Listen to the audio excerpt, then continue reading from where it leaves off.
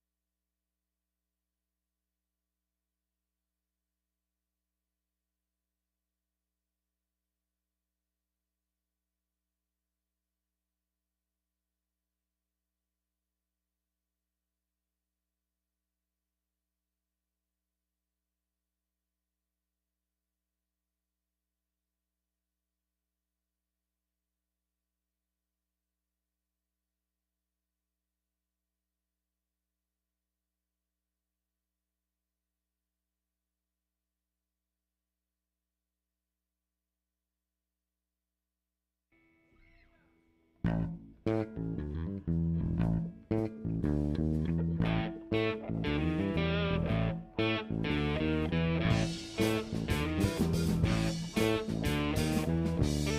now, live from the Man Cave, Studio B, deep in the heart of constitutional Livingston County, Michigan, on a Sunday night controversy rant with our guest tonight from the Planning Commission, Sharon Lolio, from the Howell Township Board of Trustees, Tim Bowl and Bob Wilson.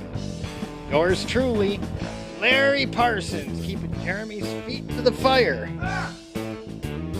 This is My Brain. And now your host, the man that put it all together just for you.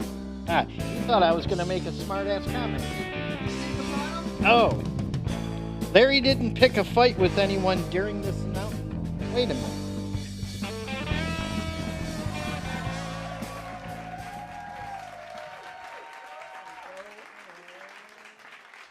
And microphones. There we go. Everybody on? Did I check those? Did everybody pull their seats up so we're not short? Yeah. Well, holy Larry. Good Lord. Good. It's because we put them down and shove them under. Yeah. So if you pull up on it, there you go. All right. I like to look like I'm fragile. And now I got. I went to the table shot, Larry, and then never zoomed out from the fish tank. It's still in the fish tank. It's still in the fish tank? I forget to do that. Here we go. There it goes. The automated has a little quirk. I try to overcome that, but it's the way it is, you know. All right, can we hear out there, everybody checking in chat? I'm gonna do a chat check here. I do have some new features. Hopefully everything's working. How's my hair? It's bad. I meant to get mine styled. Never got around to it. I better have a keyboard. And by the way, what does this paper say? What does it say? It says, on a Tuesday night. What? Oh, I forgot to do rant. Or I forgot to change it. It says Tuesday night. Where? I have.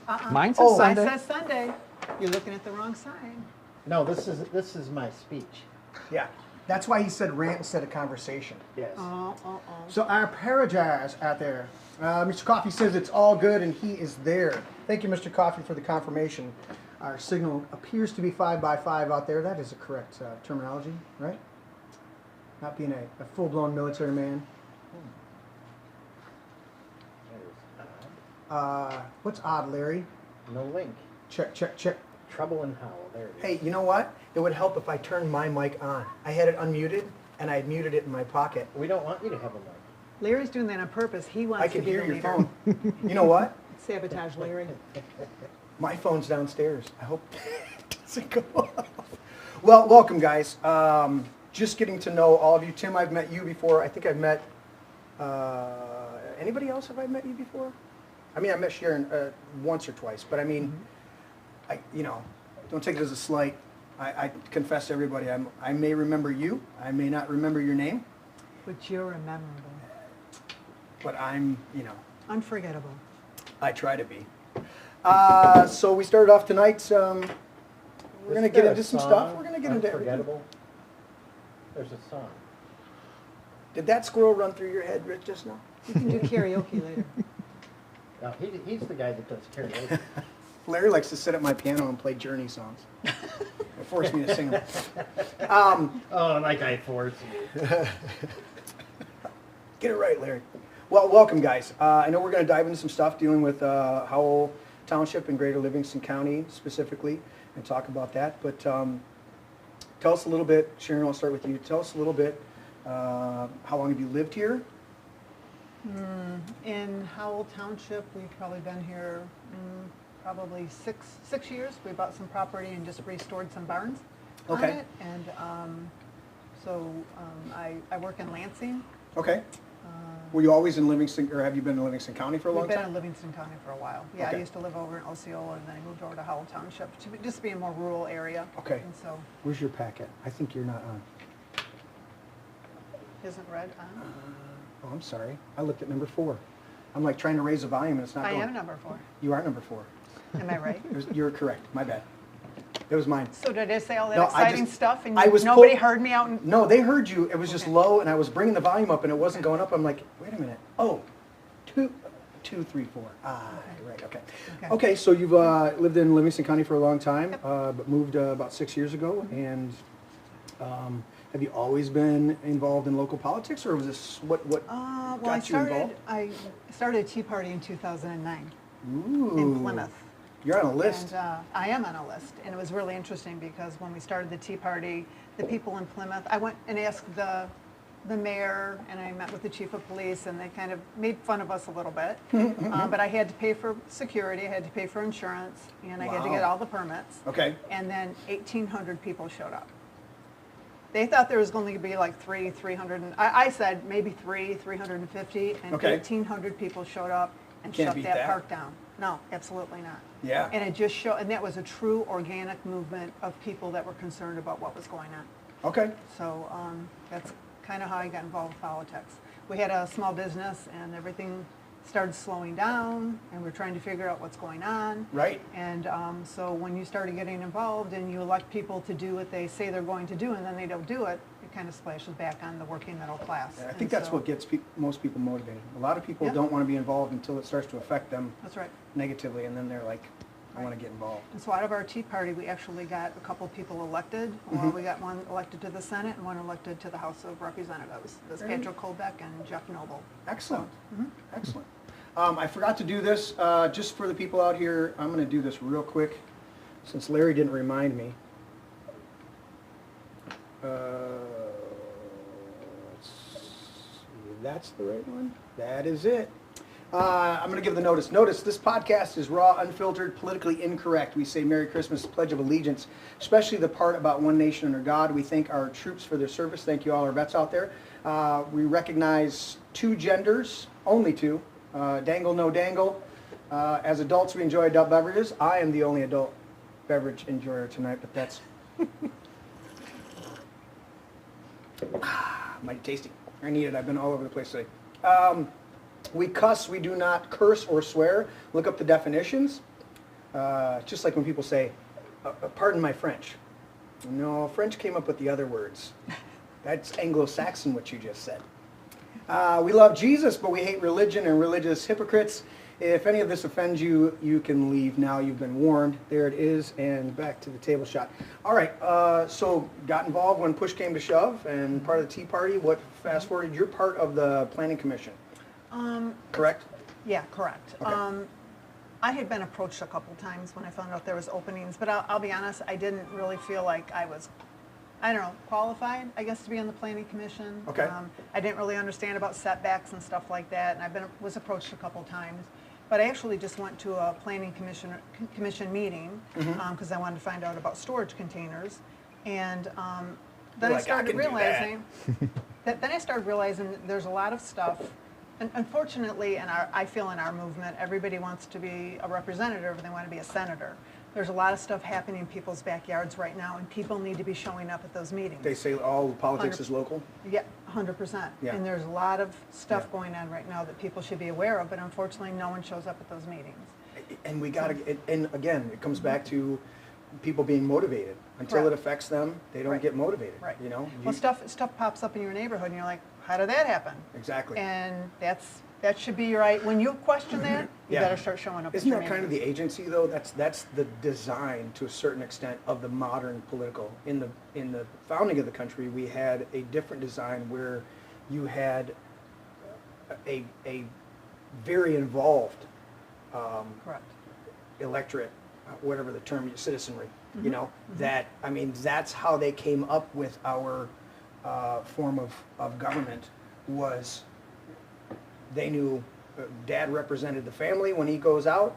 The dads get together at the church or at the pub, and they pick somebody there to represent them. That person goes and represents the county, and so on and so on.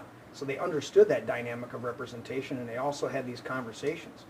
Whereas today, I mean, I don't know if it was the CIA or who it was, but this idea of we don't discuss religion or politics. I think that was specifically floated out there because they wanted to quell those types of discussions. I have a rule here in the man cave that we can discuss politics and religion, leave your emotions out of it. Have logical conversations. You start getting emotionally charged, you start raising your voice when the other person, both of you are, a little bit heavy toned, that's fine. But if one person starts trying to shout down the other person, you've already lost the argument. See that is the point right there. Yeah. Civil debate and discussion seems to be going by the wayside. You never know the whole story until you're willing to sit down and talk about it. 100%. And I feel 100%. I want to learn information, and I'm not too proud to say there's been times I found out something I didn't know and say, oh, sorry, I didn't know that. That might change my mind. It might not. But no one can ever assume to know the whole thing unless they sit down with the people that are involved. Right. So, yep. Scripture even says, come let us reason together, though your That's sins right. be as scarlet. Well, the idea of sin is to be in error or to miss the mark. Well, if somebody's missing the mark, then do everything you can to sit down and reason together. And you may change, they may change. Do we come to a truth consensus? Do we come to a place where we're figuring something out? All right. I didn't say this after I said the other disclaimer. Any disclaimers you guys need to give as board trustees, members of any commissions? You're speaking on your own behalf, obviously. As residents, long as that's but clear. also- As residents. Yep. Yep. Larry speaks for everybody, so we'll just let that go. Tim, tell us a little bit. Livingston County, you're a trustee, Heartland Township, right? Howell Township. Howell, I'm sorry. Yes. That was my Freudian slip. So I moved out in Larry Howell. was telling me about the local protests, and I had Heartland in my head. Howell Township trustee. Yep. Tell us how long you've been here and a little bit of background. So I've been out in Howell Township about 29 years now. Kind of paid attention to politics when it concerned my pension and things, but didn't really get involved until after the 20 election, like a lot of people. Okay. Also got involved in the township around 2019 because I wasn't happy with the way the township was doing things, and that's not uncommon for a lot of people that do get involved. Correct. I started out with the ZBA, ZBA. Zoning Board of Appeals. Okay. That's an appointed position. And then I moved on to the Planning Commission for a while, and from there I was elected a trustee last term. Okay. Excellent. And you've been here how long? Did you say that? I missed it because I was pushing buttons. About almost 29 years now. 29 years. You probably did say it. As I'm adjusting lights, nobody else can see it. That's the camera was on you while you're smiling. What? You just got involved in so zoning board first, and now you're on the planning or the trustees. So it's like it was a step forward every time I went. I was on the ZBA, and I started looking at some of the planning that was being done, and it was affecting stuff. And I was looking, and I wasn't, I didn't agree with what was being done with all the development and whatnot. And so, well, and I'll move on to the Planning Commission where I'll at least have one vote. Okay. Right. And then I moved on to then I watched the trustees, and I said, well, I can move up there and have a vote there too. Right. Because the township board obviously has more authority. So. How many members are on the? Obviously, you and Bob. And Yes. I'm going to get to Bob in a minute here. How many members total? 7 total. 7 total. So a good odd number. So you can So get a tiebreaker. You got 3 trustees, Okay. clerk, supervisor, and treasurer. Let me go to Bob now, and I'll come back to you. But I want to get both of your kind of back and forth descriptions of get involved, which I like, and I'm anticipating we're going to be able to be real good and have a good conversation, even though we may disagree on some things. Well, Obviously, that's what you should do. If you don't like what's going on, You get involved. yeah. get involved. They killed my dog. So Okay. Do you want to elaborate on that? sure. Township has an ordinance on their books that says you're not allowed to put anything on your property that can by wind and water, anything hazardous on your property that can by wind and water erode to somebody else's property. Okay. I live on County Drain Number 1, which is a spring-fed stream, okay? And the guy upstream from me was putting a product on his lawn after his dad died, and he inherited a bunch of money and wanted to, he thinks he lives in the Taj Mahal. But anyway, he started putting Mecoprop P dicamba and 2,4-D on his lawn, which is now banned. You can't use it at all. Of course. Yeah. Well, my dogs drink out of that creek. Mm-hmm. So anyway, I tried to get the township to enforce their ordinance, and they just wouldn't. You know, they do their ordinances. Well, I mean, if you put in a complaint, whether or not they handle that complaint is going to be based on whether or not they lake you. Okay. Okay. And whether or not they lake you or not is also going to, you know, be affected on the other end, the person that is doing the violating. Okay. So anyway, that's one of the reasons that, you know, made me get involved. Okay. Valid reason. Okay. All right. So give me this idea between Tim and Bob, and then I'll go back to Sharon. I'll let Tim start. Give me one, and then we'll try to go back and forth. We didn't rehearse this. This is live. Sure. Yeah. What do the trustees cover as far as jurisdictional duties in Howell? Any other dynamics that you see about what the Board of Trustees do? Well, the Board of Trustees, in my opinion, I call them the good old boy club. Okay. Okay. Because you got 3 people that kind of work in the office and handle day-to-day things. Yes. Okay. So then they only need one of the trustees to vote their way on the way they want things to go. Okay. Okay, so they, for the most part, do what they want to do. The main 3 do, because they just need to recruit one. But as far as a trustee, What do you think the jurisdictional duties really are? well, we You- don't even you- have you keys to spoke of- buildings. Huh? You know, we don't even have keys to buildings or access to anything. We Okay. don't actually see any more than the general public for the most part. You Okay. know, we don't get to see the inner workings. We don't get to look in file cabinets, look at files, or anything like that. We're just a vote as a trustee. So it's incumbent upon yourselves to be very informed or not. Most of the time, if we want to be informed, I mean, You've got to we do don't your own get to. research. We don't even get to see information Mhm. until 3 days before a board meeting. So, okay, I'm just trying to figure out the jurisdictional dynamics and duties of that, of what the trustees, are you guys over property taxes? Are you over That's state. zoning? Obviously, planning commission, but are So you? the township board does appoint or votes to appoint Okay. members of the planning commission Okay, and the ZBA. okay, Generally, they're chosen by the supervisor, the candidates, and then they're voted on by the trustees. Okay. So, I've been in a few zoning board meetings. I've been, The opportunity to say, hey, we're thinking about building a new building. What do you guys think? They just go out and get the prices and Okay. everything, and but you guys get to appoint the zoning and planning commission people, right? Or not necessarily. We do We vote. ultimately. you vote on them? Okay, okay. All right.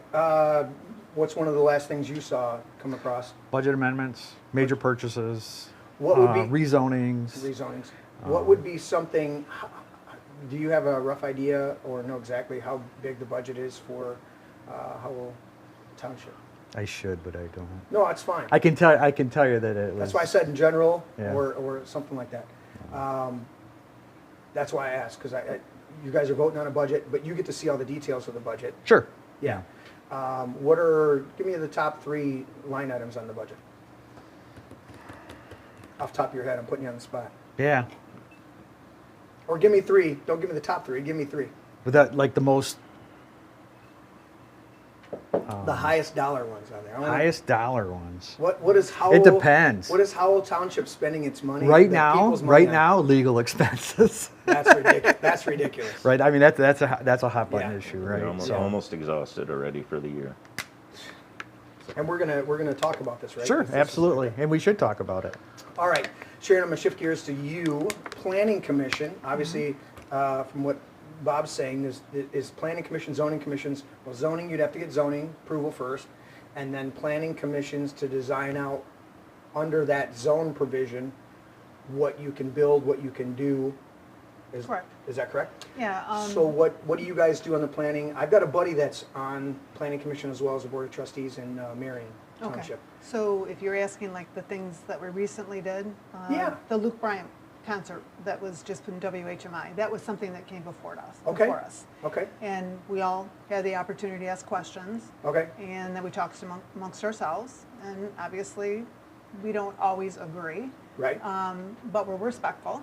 Okay. And so that was something, the ADU thing that Bob brought up, that went on for months, talking about that. Okay. That's accessory dwelling units, Okay. if you know that. And then the big thing that brought me in was shipping containers. If somebody wants to put a shipping container on their property, what does that look like? Right. Does it have to go with your house? What are the rules, like no livestock, all that stuff. We Yeah. just approved a fairly big church that's going to be building. So Okay. it all depends on what people are bringing before us. We just, whether it's a four-unit townhouse, we just Right. looked at that. And sometimes people have all their stuff together and sometimes they don't. We tell them come back and, So that sounds like yours is quite a bit more hands-on. well, it's a little more hands-on, a lot more questions, a lot more thought, because whatever we decide is going to go to the trustees, and then they have to look at it and say, okay, this is all the discussion, Yeah. this is the questions, this is the answers that they found out, and then the final decision lies with the trustees on whether they take our advice or not. Okay. Okay. Yeah, I know. Like I said, my one friend that's on. I don't want to give his name away because my show's controversial.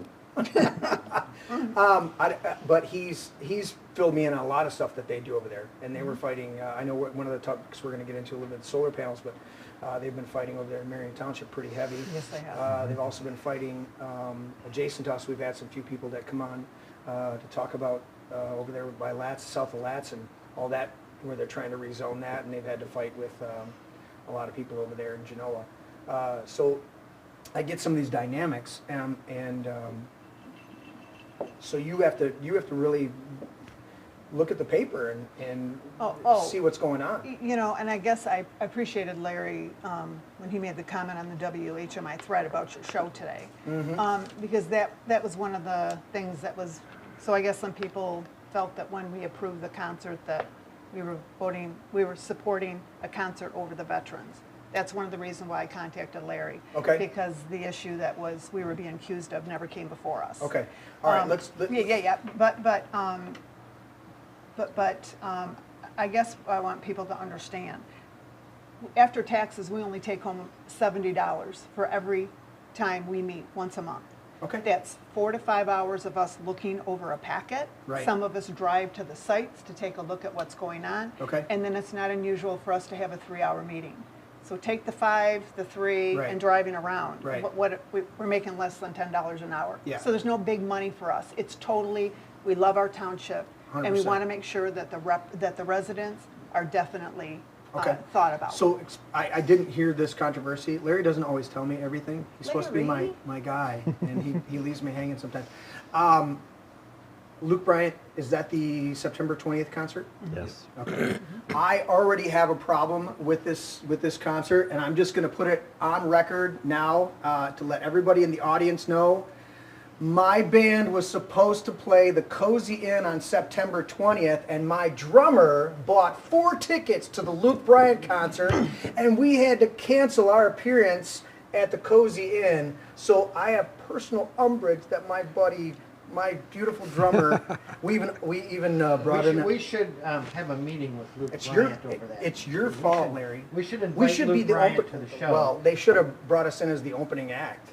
Is what should have happened. Yes. But yeah, I got the date from Cozy Inn over there in Brighton, and they're like, "You guys back in?" Because that's our poster up on the ceiling there. We killed the last year's show. We tore it up. I mean, we rocked that place, and they actually said it was the first year they'd ever made money. And it was the last big concert my mom got to attend, and so it was just this huge bash, and so it was a blast. So we were like looking forward to this show, and I said, "All right, we got the date for the Cozy Inn."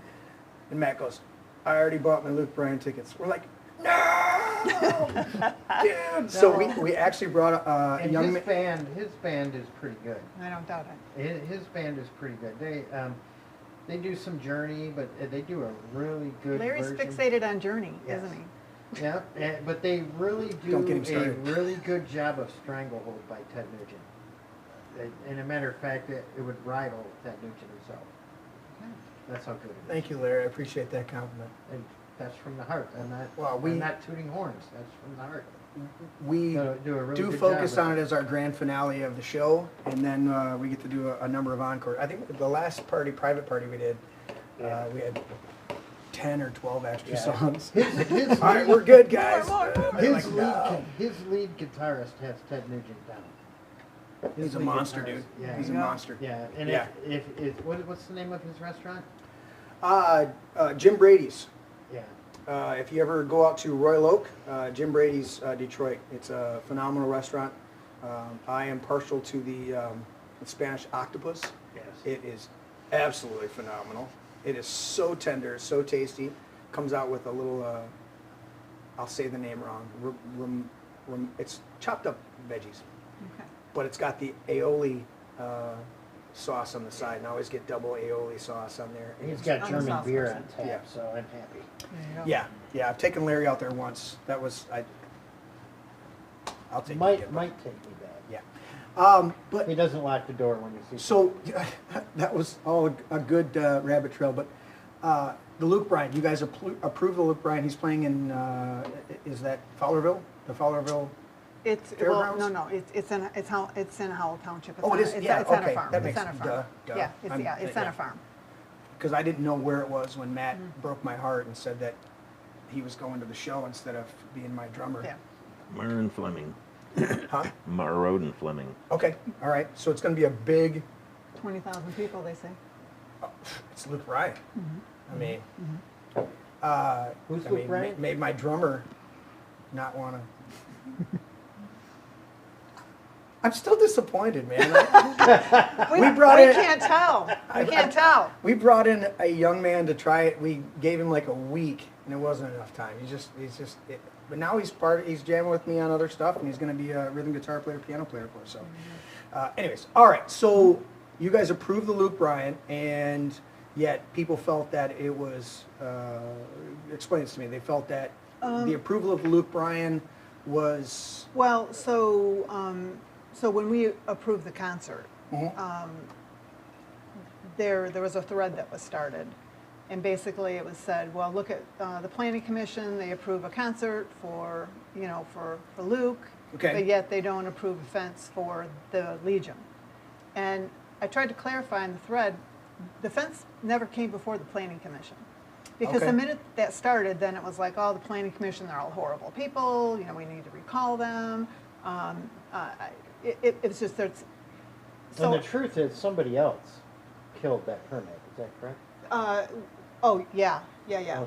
So. So there is yeah, somebody that so, did that. So all I want people to You understand. keep covering your mic. I was trying to be subtle. Yeah, so all I want people to understand is that when you start making comments and there's corrections, you should be looking what the corrections are and not keep calling people names or that we don't like veterans. Yeah. My grandpa was a veteran.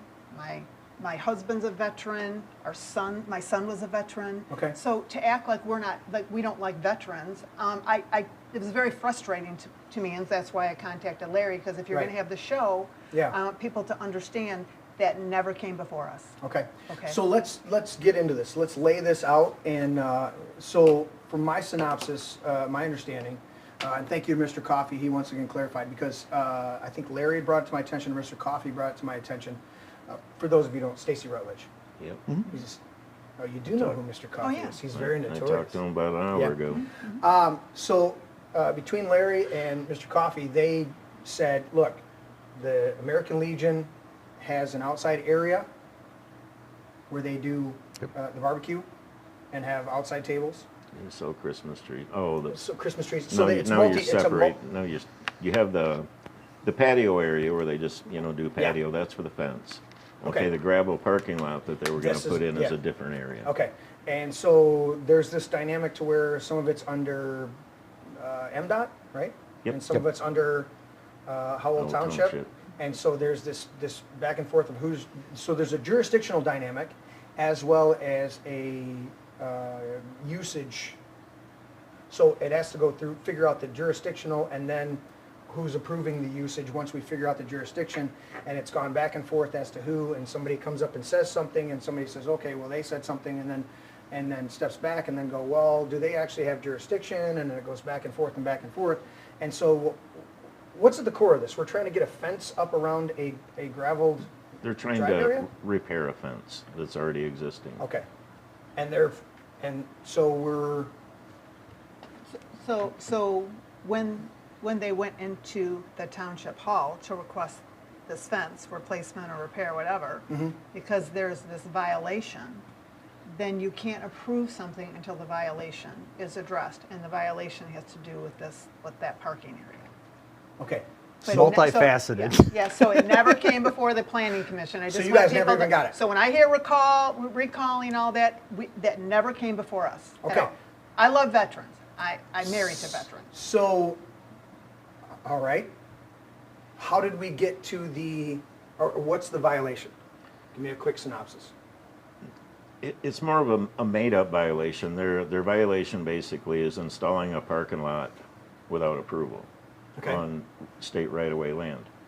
But the problem is, the township, and I read the law down there, Yep. the during dinner. township has zero jurisdiction on right-of-way land. Zero. They can't enforce their ordinances or anything, and that's been my thing from the beginning. I'm like, do you guys even have the authority to have jurisdiction over there? Because they could get the permission from the state, but they don't have anything. But they're asking the American Legion for permission from the state to put in a parking lot. But it's kind of an unwritten thing that the state of Michigan does, and these guys told us that. They're like, we don't care what you do to it as long as you don't do anything permanent. So this is under state of Michigan jurisdiction, but somehow they got a violation from. John Hohenstein. Because they went into the township and somehow involved the township in building on state land. Market. If that is true, you should not even have gone to the township to Correct. ask them. But once they get involved, it's hard to uninvolve a lot of Correct. bureaucrats. Yeah, but weren't you told to tell the township what you're doing? We were by the Drain Commission So the drain commissioner told you to let the to town. let the township know, Right. and you did. Mark Epley did, and I went with him. Okay. And then it all crap rolled down. Well, I mean, the bottom line is, you know, Mark Epley, John Hohenstein, and Mike Coddington, they don't like each other at all. They've been fighting for years, and they just don't like each other at all. And this is just another, in my opinion, weaponizing the township ordinances to fight with the people that you don't like. So it's weaponizing political football. Okay, so you guys never even, so it never came, No. let alone did it never come to you guys. It never came to the planning commission in the first place. Did it even go through zoning? Is that fan okay? No, it never went through anything. So it never went through anything. So you guys can't even approve or even look at a fence. It doesn't even come to you to look No. at it No. because it's stuck in this stupid little fine. How do we get rid of this? How do we get rid of the fine? Well, the violation. Well, what the township's trying to, what Hohenstein and Coddington are trying to say right now is, here, sign a slip saying you'll never use this land again. And I'm saying don't even do that. That's a bullying tactic. But you just said it's not under their jurisdiction. It's not, and that's the problem. It needs to be just dropped because they can't make a decision on state land anyway. Is this part of where the legal fees have come, or no? Can we back up a little bit? Yeah, absolutely. Let's back Okay. up. Yeah. So, Bob, who was Yeah. a trustee at the time, I wasn't even a trustee when this happened, right? Okay. We're going back probably a year, or 24, spring of Okay. 24. Okay. Come to the township, talk to our zoning administrator, said we want to take this land and expand the parking lot. Okay. They're told, you need a site plan, it's a commercial building, you're expanding your parking lot, you might know something about that. Yeah. So, and we also need permission from MDOT because you want to use their land. So Okay. they were told that this is what they needed. They were told that. So then, Somebody in the office. right, the zoning administrator at the time, which isn't even the same zoning administrator we have now. Okay. So they were told that. So they went back, and Bob says they had permission from MDOT, but we don't have a name. There's no name out there. This is just somebody that came by. And so they dig it up and start expanding the parking lot Okay. after they've been told they needed a permit and a site so there's more to it. Okay. So either way, they're sitting. They thought they could use a piece of property. So I mean, you can argue if it's MDOT's property and whether or not who has the authority. I mean, I guess that's what the attorneys and the courts could decide, right? But it's still, that's kind of like saying that you're going on your neighbor's property and you can build something there, but you don't need a permit for it. that you might need a permit on your own property, but you can go on someone else's permit and do it. Except that it's state land, right? Right, but it would be your neighbor's property. I wouldn't even think that you would need a permit to fix Why is your mic off? I don't know. Is it up? Either that or you put your hand over it. Go ahead, talk. Hello? Just check it. Sorry. Can you hear it? Yeah. You know, if I had somebody running stuff, I would. Yeah. Go ahead. Finish your thought, Larry. Well, anyways, you know, I wouldn't think if part of my fence broke down, say a storm came and busted a piece of fence, I would fix it and not even think about Well, why the hell would I go get a permit? That's a waste of my time. Good I don't have time good to do point. that. Well, and that is a good point, but the reality is, in a residential situation, I don't need a permit to replace a window in my house unless I'm making it bigger or something, okay? Right. You don't need a permit to repair existing, okay? In residential. Well, when I ask about that, they're like, well, this is commercial, it's totally different. You know, you need a permit for everything. And I'm like, you know, because we've always been able to repair existing. Right. You already had a permit for it. So this is an existing fence Right. that's been there the whole time. They Yep. want to fix it. Yep. That's my understanding. I personally haven't seen it. Okay. Even And- though we've been accused of seeing it, but we've never seen it. Right. Because it's never came before any board, right? It was That's a very important thing to clarify because Well, you can't blame the board Thank you. if it That's hasn't right. come to them. Yeah. Right. 100%. It's not logical. So it was an administrative action because of the parking lot. So going back to the parking lot, so okay. eventually the topsoil or the dirt that was dug out was moved, the equipment was moved off, the parking lot stopped being expanded. Okay. If that was the intent to begin with, right? So, I heard a little bit about that. yeah, so it stopped, Okay. right, and went away. The zoning administrator sent a couple letters, whatever. So this is- So then he issues a violation, right? This is where the violation comes from. Okay. And he tacks it to their door.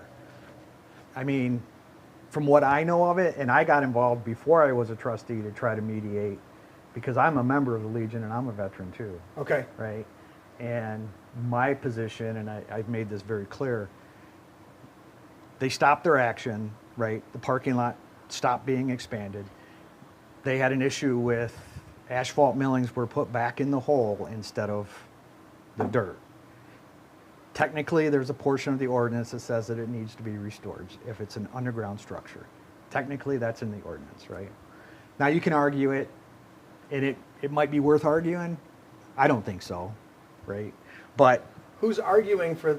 the zoning administrator is the one that issued the violation, right? He didn't come to the board and say, this is what we're doing, this is... So what does this mean? Issued a violation? So it was Is there a fine? basically, Or is yes, you gotta stop? it was a fine, because there were, I think if we're looking at, get a copy of the violation, all this is all public record, right? It's Okay. all on the agendas and stuff.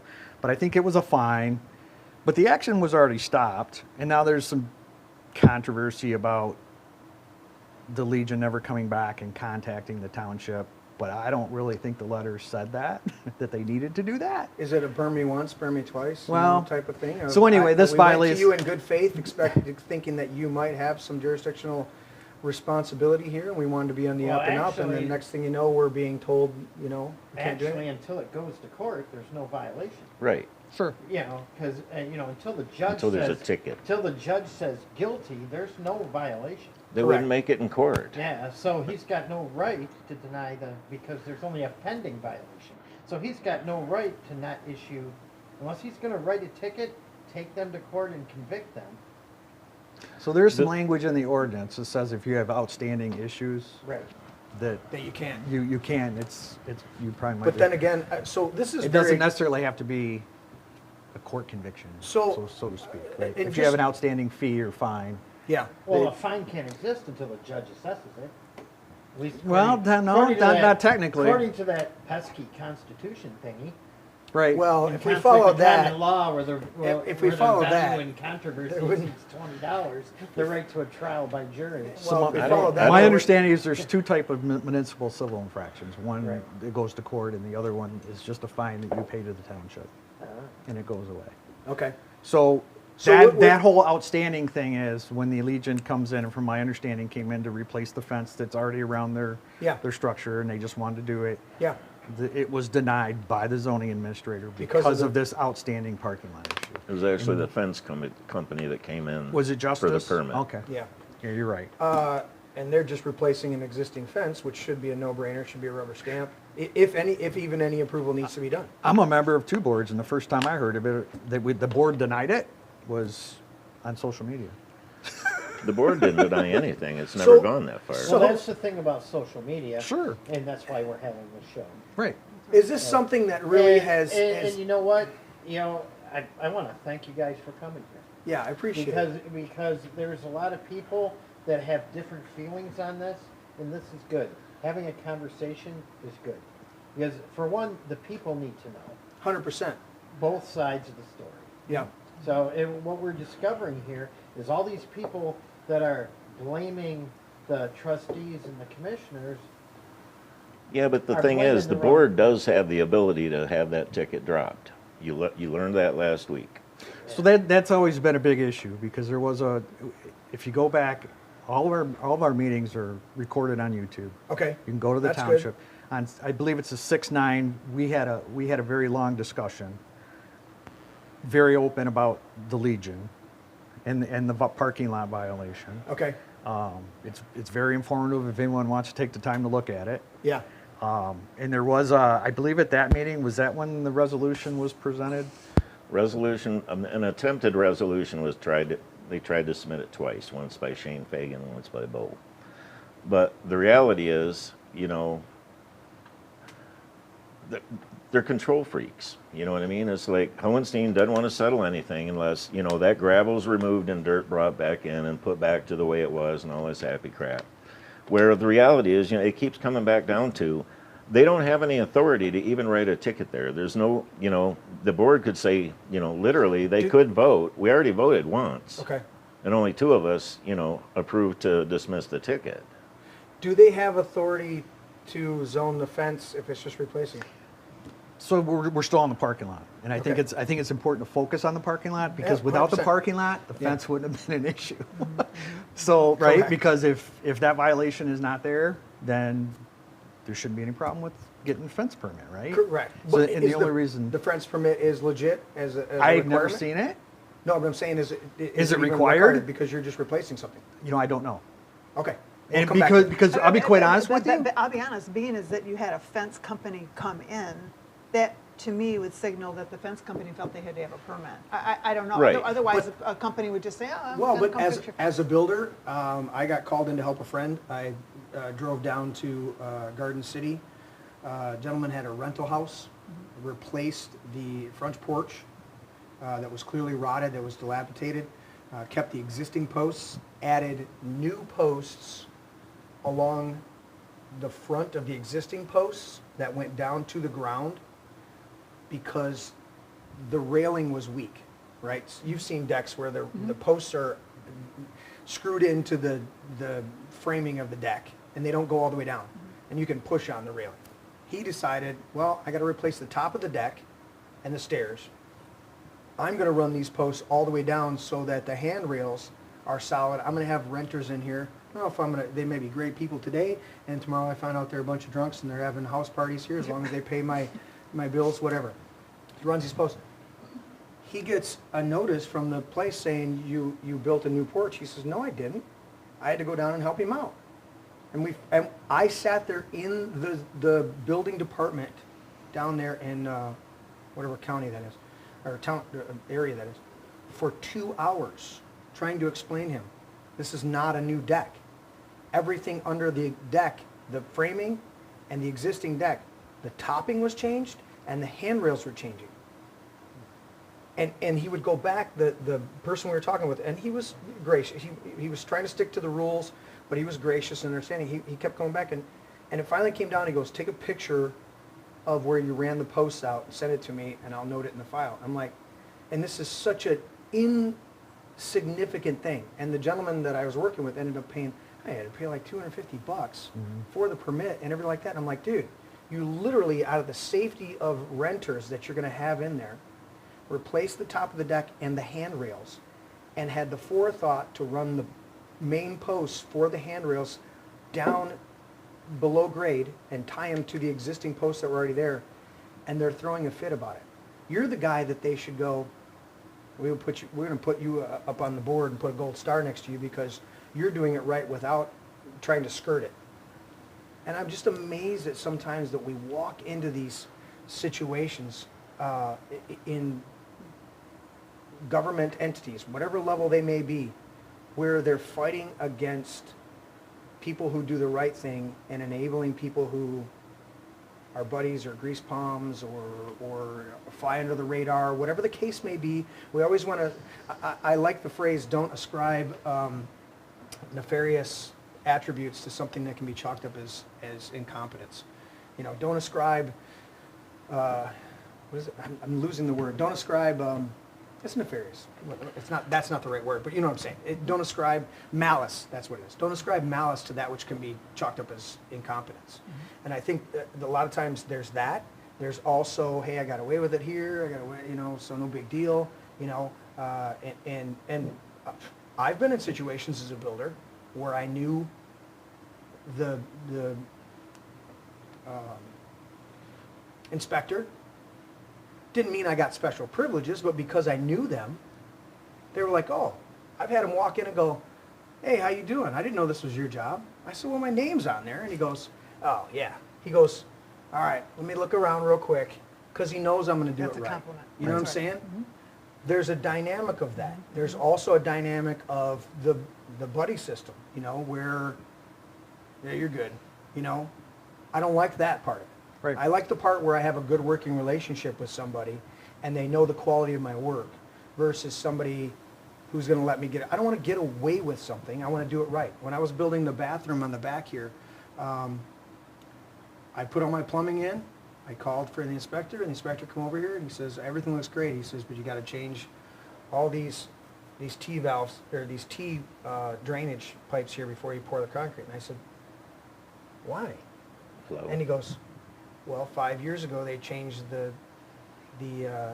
Drain code? they changed the code, and so you have to change. He goes, 5 years ago this would have been perfectly fine. I'd have approved you today. He goes, but you got to change it. And I said, really? And he shakes his head at me because he knows that's another one of these bureaucratic bullshit things that we've all got to deal with. And I'm looking at this dynamic with everybody here, and it stirred up so much controversy that you guys end up here at my table, and I'm going, what's really going on here, and why are we fighting with this? And I think it comes down to control dynamic. Somebody wants, and you said something earlier that sparked it with me, and I wanted to revisit it. It's this cognitive dissonance. Once I've got it locked into my mind that I'm right on a subject, no matter how much honest, contrary information comes in, we tend to stick to our guns and go to war with people, even though ultimately we figure out I was wrong on that. It's They won't admit they're wrong. yeah. What were we going to say, Sharon? Yeah, so here's my issue, and again, he wasn't a trustee at the point. Yeah. I wasn't a planning Right. commissioner. But I'm going to say this, the problem or the issue here is that there's a violation. Yeah. There has to be a way to work together To get to make the violation go away. But just taking it and tossing it aside, doesn't work. you cannot do that, because that is the good old boy club. Right. If that was happening, then that's the good old boy club.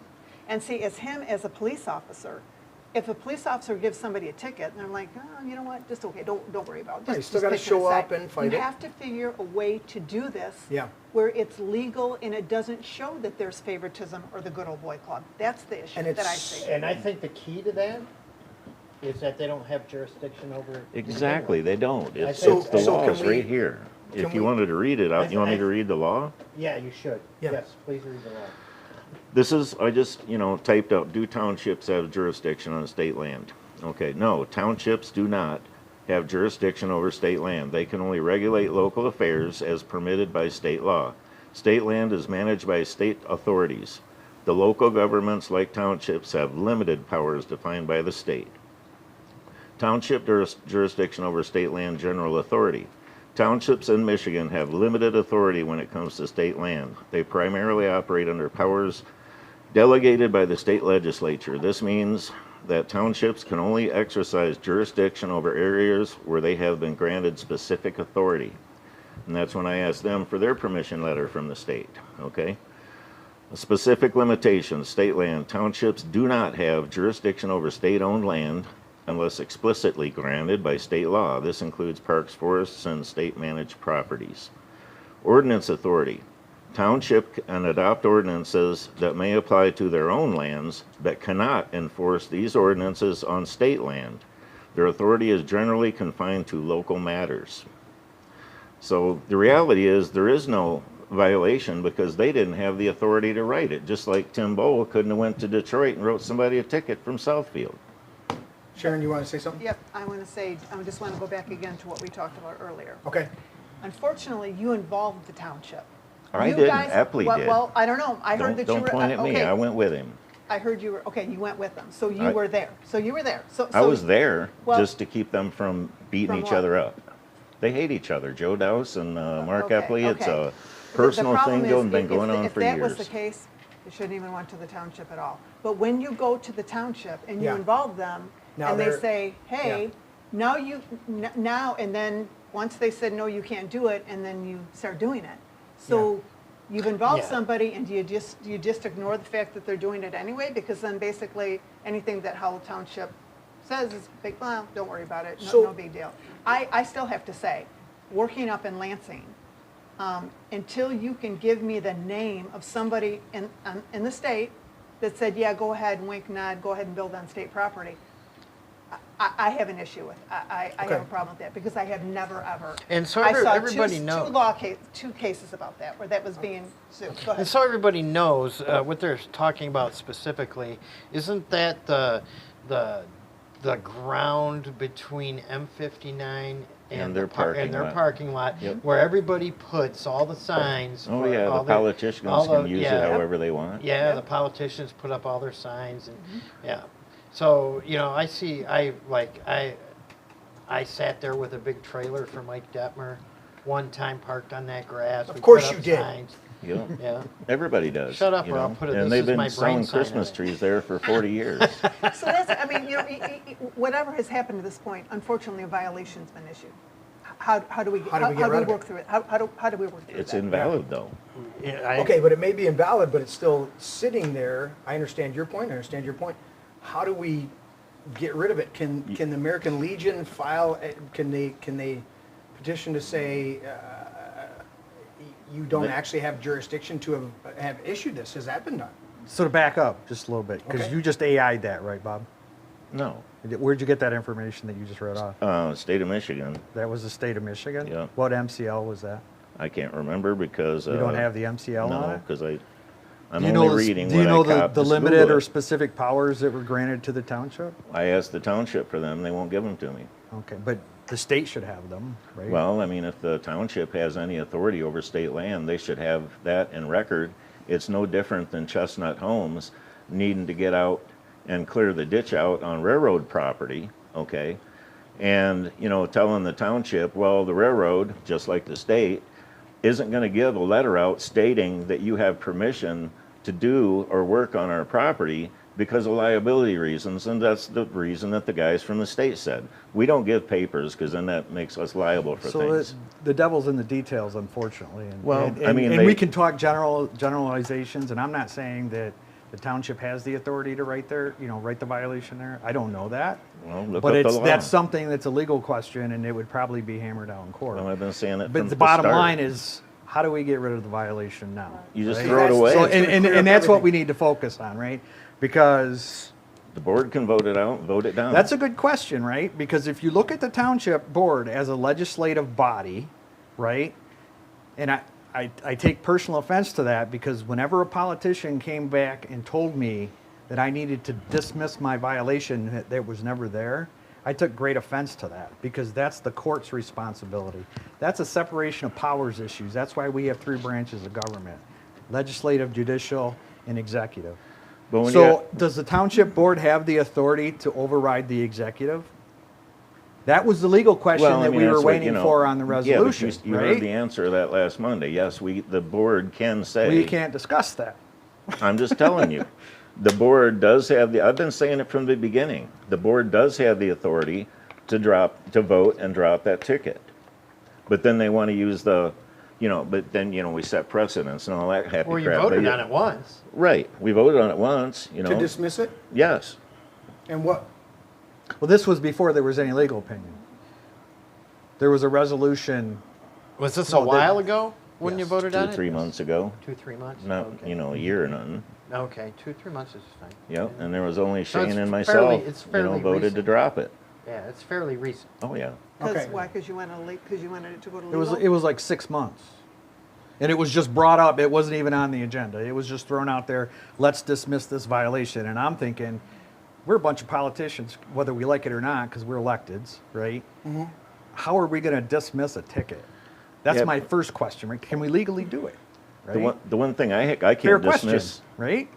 The thing Isn't I that a can't, court's job? Nothing. No. I think that's. Well, But I mean, I- generally, If it's there- worth a legal opinion. It's worth a getting legal- it's It worth was researching getting legal. right, but opinion, also there isn't there another party involved? Because if you're a cop and you write a ticket, right? Mm-hmm. The prosecutor can look at that ticket and say, Right. They can refuse to 100%. prosecute. yeah. Yeah. So Magistrate can kick it out right a there. magistrate a judge can kick it out, Prosecutor, a prosecutor magistrate, can kick it out. I mean, anybody can so kick out it's the ticket. not, it's not just because somebody got a violation. That's where my problem lies with this, Yeah. because for one, a violation was issued. Yeah. Okay, what due process of law has followed since then? Absolutely nothing, from what I hear. Well, the thing is, they don't even have a complaint. Right. There's no complaint. nobody filed a There's no complaint. It's a damage party. complaint-based Right. complaint-based township. And what The are we state, doing? There's no and complaint. I just asked Google about him, and everything he said is right from Google. Do you have the MCL? No, it doesn't have. I didn't ask for an Yeah, MCL but the on that. AI is great until you get into the details, right? Yeah, yeah. So- it does. I mean, All right, let's look at this right here. This is the American Legion, right? Yep. Okay, I'm gonna go to the wall feed here. The trailers up there, the white trailers that can we're looking Christina down like- on, Okay, Please, so Polly. is that the gravel. that's the gravel area right here? Yep. So you guys, you can't. I purposely have the mouse turned off, the mouse pointer for you guys watching out there. Whoops, wrong key. There's my key. So where you see it says I-6, American Legion, in their due diligence, for better or worse, went and said, I think we need a permit. We're just fixing the fence, but I think we need a permit. Or Or the, This sounds like was- the fencing company. the fencing company Fencing did this. did it. Yeah, and there was this existing thing with the parking lot that hadn't been, so it's like, listen, I'll tell you as a licensed builder for many years, I am the first person to tell you, I'd rather get forgiveness than permission. Absolutely. Because, and that's not to say that I don't do my due diligence and walk into the permit office and do a bunch of stuff, but I'll tell you what, I found this out right here on my piece of property. If I do something within a 24-hour period, I don't need zoning or, so if I want to put in a volleyball court, clear the size of a volleyball court, right? And I've done it at my last property. I put in a huge volleyball court, brought in like 40 yards of sand, whatever. But I had like sand. We could play some sand volleyball. It was a blast. I had lights on it. We could be out there doing stuff. Okay? I'm a little older now. Stop. But I found out, I'm like, well, how quickly are you going to do this? They were asking about something I was doing here. And I said, well, you know, me doing it myself, it's probably going to take me a while. But I'll get it done eventually. And they're like, well, okay, because if it was within, and the lady goes, well, if it was within 24 hours of you clearing a piece and doing something, not building a house, but if I were to clear out the trees, level the ground, put in a mat, put in gravel, put in sand, and my 2 posts for volleyball, As long as you did it within 24 hours. well, as long as I did it with 24 hours. And the whole reason, to clarify for everybody out there in video land, that was specific to watershed, private, residential. That if I was doing something that affected the shedding of the water, not a structure, but changing the makeup of the topography, taking out some trees in my marsh area and putting in a volleyball court that had its own drainage, because I've done commercial volleyball courts.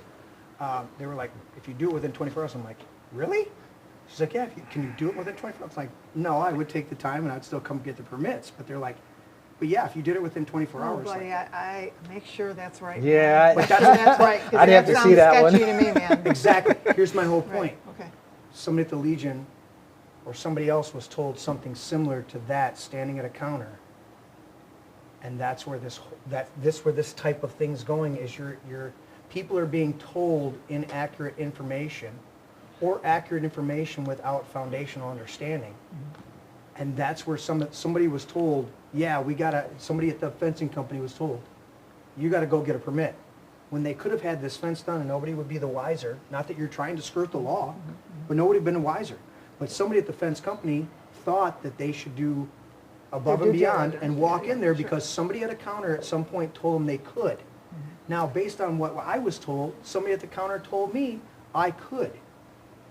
Well, my last volleyball court, I had 17 and a half acres. I didn't ask permission, but I didn't remove trees. We took a flat area of See, ground. that, when you said that, and we that's did what I was gonna, yeah. Go 100%. ahead. So there's these different dynamics. I paved my whole driveway, didn't get a permit. And here's my biggest, shut up, Larry. Here's my biggest problem with all of this is I've watched, well, I live south right here. I have two things I can point out to you guys, okay? I live right next to the golf course. Now we're exposed to the Saggies. They're going to come protest my property now.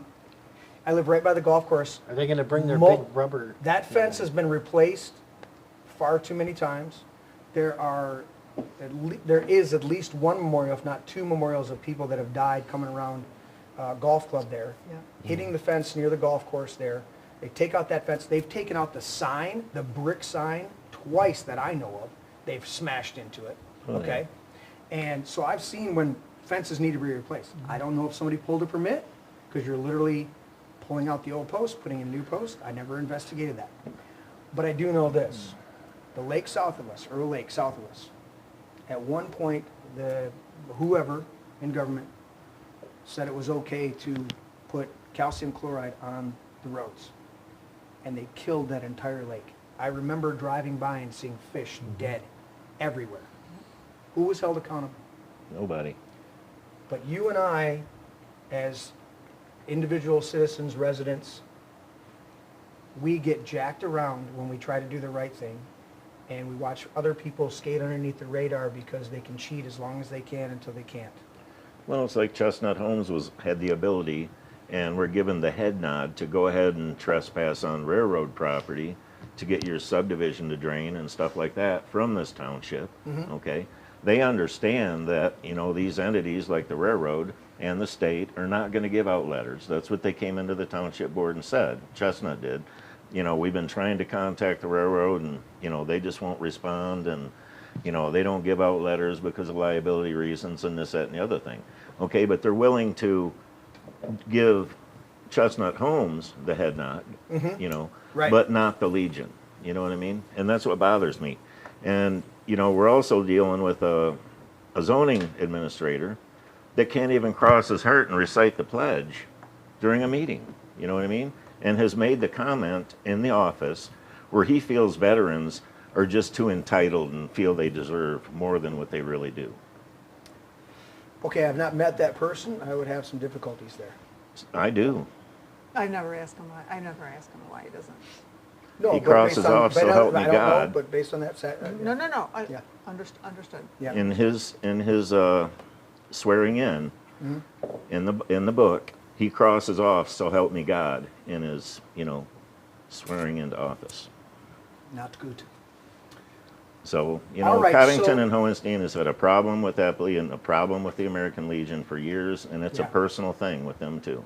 And you know what? I can understand, let me throw this out. I can understand some government groups having a problem when you're, I'm not saying that this person is, but government, people that run, what I love with the table here is you guys got involved because you just didn't like what was going on. I said at the beginning of the show, I love it. I still love it because there are other people that get involved because they just want to control other people. They just want to That's tell where- other people that's what where to we're do. at. You got somebody that That's the nosy neighbor that wants to come over and walk on your property and go, why are you doing that? I go, there's nothing to do with you. I had a neighbor when we first moved in here. I started jamming with my band in here. I'm hanging out here. We're cooking. It was long before I had everything set up. So I'm cooking out front. He comes walking over. I can hear everything you're doing over here. I'm like, and? I got 3.5 acres. You got 3.5 acres. Stay in your acreage. Well, I can hear everything your band's playing. I'm like, write it down because we were drinking a lot and I don't remember what songs we were doing. And I go back and forth with this guy and he's like, well, I can hear you in my house. I'm like, really? We got a decibel meter in here. It's sitting, you guys can testify, that little black box right there, that's a decibel meter. We keep track of how loud we are. We try not to exceed 100 decibels in the building. Okay? I can be 110 if I'm not incorrect. I can play up to 110 decibels outside in Genoa Township, Monday through Thursday, or Sunday through Thursday until 11 p.m. until midnight on Friday and Saturday. Outside. Now, would I do that? No, it's being a dick. I wouldn't do that. But I keep my meter. And this guy came over and had an attitude. Within 6 months, dude, he was gone. Okay, Like, bye. so I'm going to push back a little bit on you. Go ahead. Ready? Mhm. Okay, so one of the issues that Bob and I have, which we started out kind of friendly, but now then I don't know, something turned. You've been cordial and I So- appreciate it, because I don't have to throw Dees Rona bottles. That's Okay, what I do. All right, well, don't, Yes. please. They hurt. I got Larry, I'm getting behind Larry if that happens.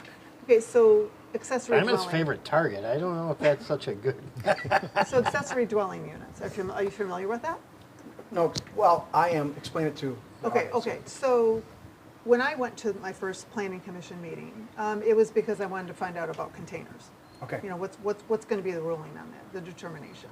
So I started hearing about accessory dwelling units. And Okay. so the way that they tried to sell them was basically you have elderly parents or you have kids that can't afford a house.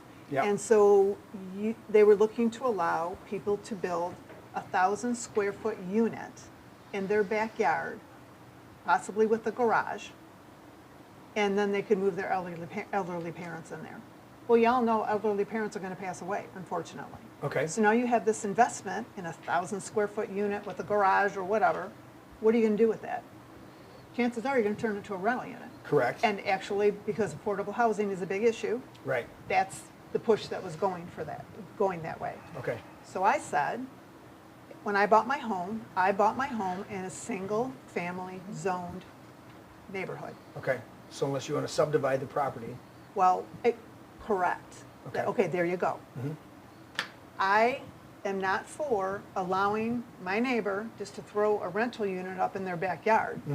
Renting to who knows, I don't know, is it $500 under the table or is it whatever? Right. Because my questions were, how is this going to be zoned? How is this going to be monitored? How is this going to be handled? And none of those questions were being answered to what made me feel safe. I'm a woman, I have grandkids that walk my property. I don't want to have to wonder who's in this rental unit next door. Right. I called the sheriff, I asked, how does this work? He said, hey, if they don't pay rent, not on us, don't call us. If there's problems, it's between your neighbor who let them come in, and I could be living next door to that. We all read about squatters, we all seen things escalate. Yeah. You can't get people gone, and it gets to be really ugly. So that was my issue. I said, I'm against that. Okay. And so, but for some reason, that made me seem like I'm the bad person, and I'm not a bad person. I just questioned as a homeowner, and I felt very and that was one of the reasons why I applied to be on the Planning Commission. Okay. I felt that if the residents of Howell Township knew that our Planning Commission was going to allow rental units in people's backyards, I would say that they would say absolutely not. We have rental units. Let me make that very clear to the viewing audience. We pay property taxes. We pay insurance. We do background checks on the people that ask to. We are careful who comes into our community. But those are rental units Those on are separate pieces of property. 100%. Individual pieces of property with individual. 100%.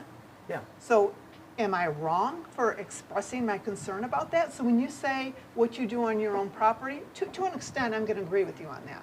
Right. But there's also things that as a responsible planning commissioner or as a responsible neighbor, I'm going to speak up and say, here are my concerns. Oh, 100%, 100%. So- And I think what it what you're saying is I'm in 100% agreement am I bringing the property up or am I bringing the property down? Is what I'm doing to the property It an increases the improvement value. or is a detriment?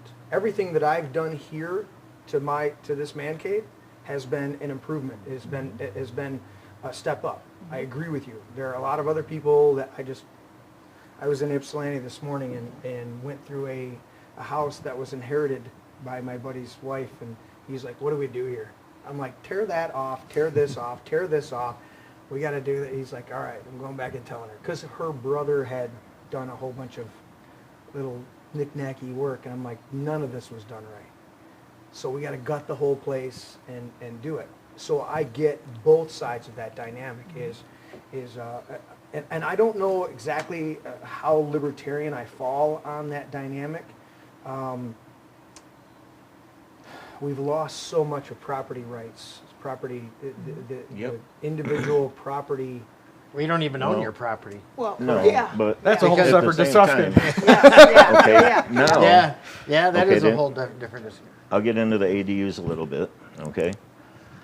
Now, what we're doing and how this ended up is they're going to allow this, they've titled ADUs, okay? I have a finished basement in my house with a kitchen and a bathroom, okay? Now they're choosing who I can have living in my house. I'm not choosing, anybody can live in your house, Well, I don't care. They're living no, it in your says- house with you, That's family, but it's down to Yeah. family, Yep. okay? So you're saying that the same provision that would protect you from having somebody build some outbuildings, in the backyard is now running downhill to where they're telling you if you wanted to have somebody in the single family dwelling. I don't with care. a renter. You don't care, right? But now the law puts me as a criminal. Let me tell a story. This is going to be interesting. You know Scott Manor, the old city of Howell I don't. police chief? I went in there one time and I said, what is your job? And he says, well, to serve and protect. And I'm like, no, you can't protect anybody because you can't predict crime, okay?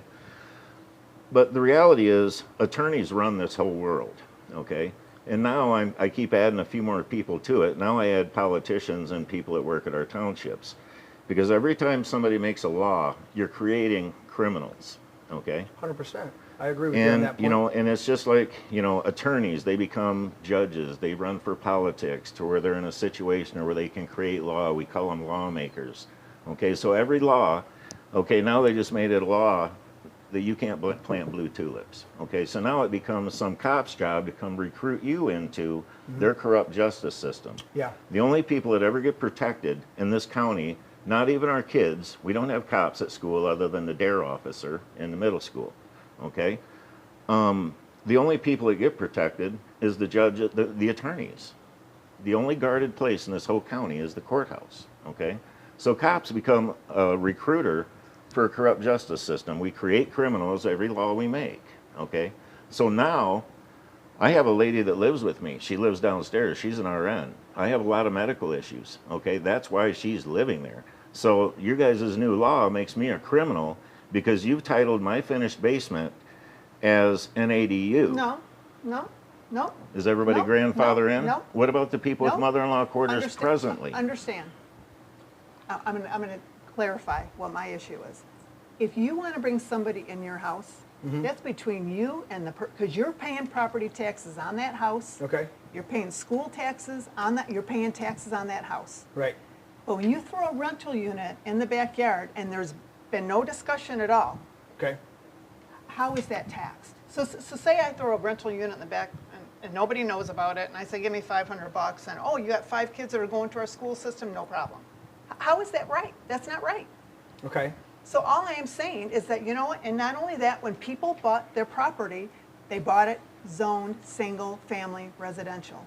If you want to move somebody into your house, have at it, I don't care, because you know what? If they're a problem, they're your problem. Okay. But you put somebody in the minute you put- backyard in a rental unit, So we're- go ahead. Yeah, so we're talking, one is a detached building being put on the property. Correct. And the other one is somebody living in. And I But don't you're care. saying that the law has transposed and is applying to all of it. No, No, nobody's it going to says say like, family no only one's can going to live not. in saying an it ADU. could. It could. No, their law states that you can only have immediate family members living in your ADU, okay? So now my finished basement is titled as an ADU because in their ordinance, attic of a garage, addition onto your house. Okay. Even if you put an addition on a house, that addition is still going to be there after your mother and father pass. Right. Okay, but that's Right. okay. But the thing is, this whole ordinance thing was kind of a waste of time because of the way they ended up.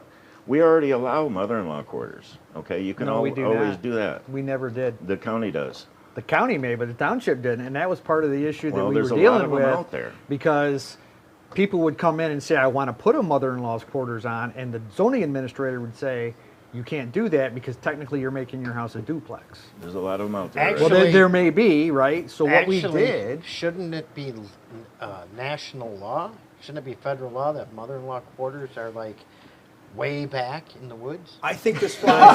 depends on your mother-in-law, right? Well, here's the reality is, I If can... you love, move her in the house. I Get her can, in the house. I can see if you have a whole bunch of 3/4 acre lots, you got something to fix. Hold on. I realized why Larry wasn't switching cameras for me, and I'm looking Yeah. at myself for 10 minutes. Yeah. I didn't turn his monitor on. That's my bad. But if you have a whole Much bunch better. of people that are on, even an acre or two, okay? Yeah. I can see a little bit of a problem. But the reality is, the way Howell Township is rezoned Howell Township, they have single-family dwellings on 50-acre lots So or is 100-acre that a lots. problem? What's wrong with that? Let's talk about property rights. If I want to buy 50 acres and I want to put a mansion on there, that's my right. You should be able to. Okay. Yeah. So I don't see where, if somebody's on 50 acres and hundreds of feet away from somebody else, I don't see why having a tiny home in the backyard is a big issue. Well, wouldn't that be a case of, at that point, if you have 50 acres, you would go ahead and Subdivide it. subdivide it?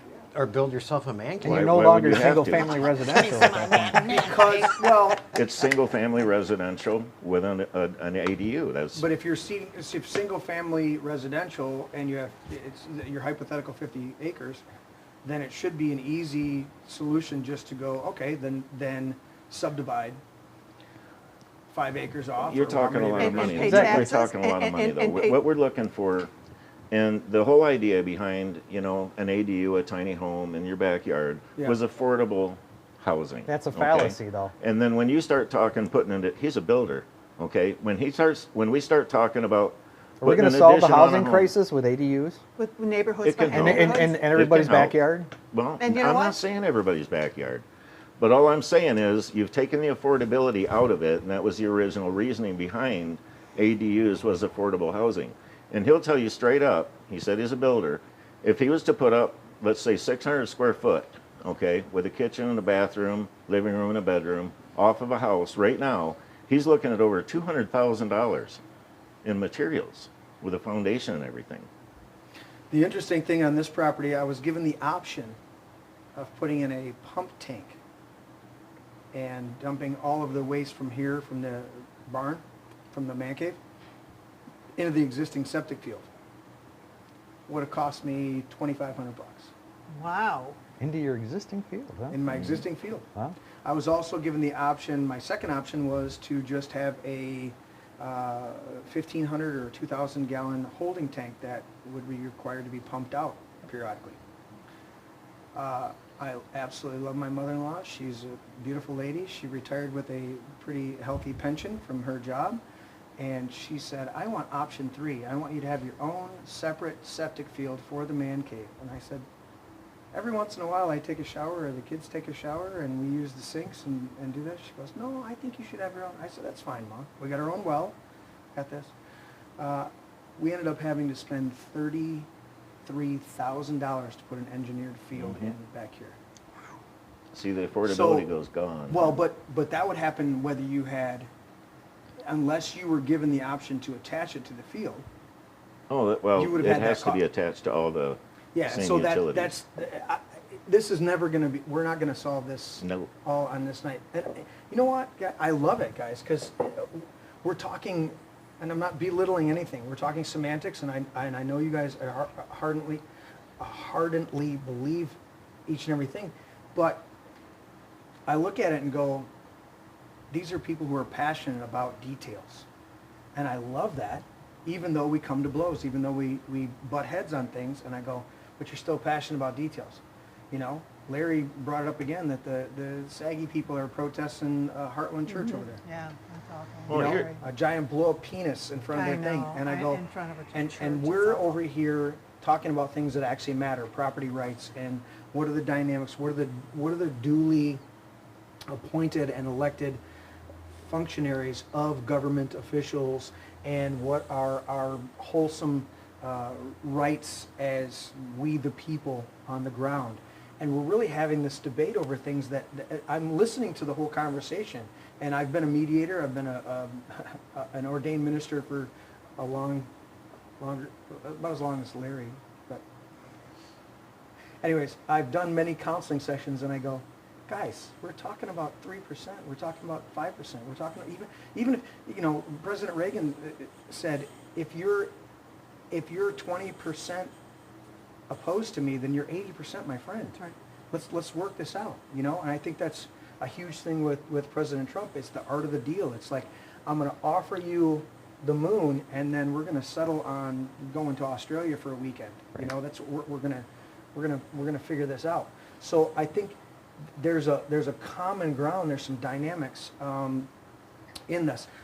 I know we could sit here and debate this all night long. I want to get into a couple other things.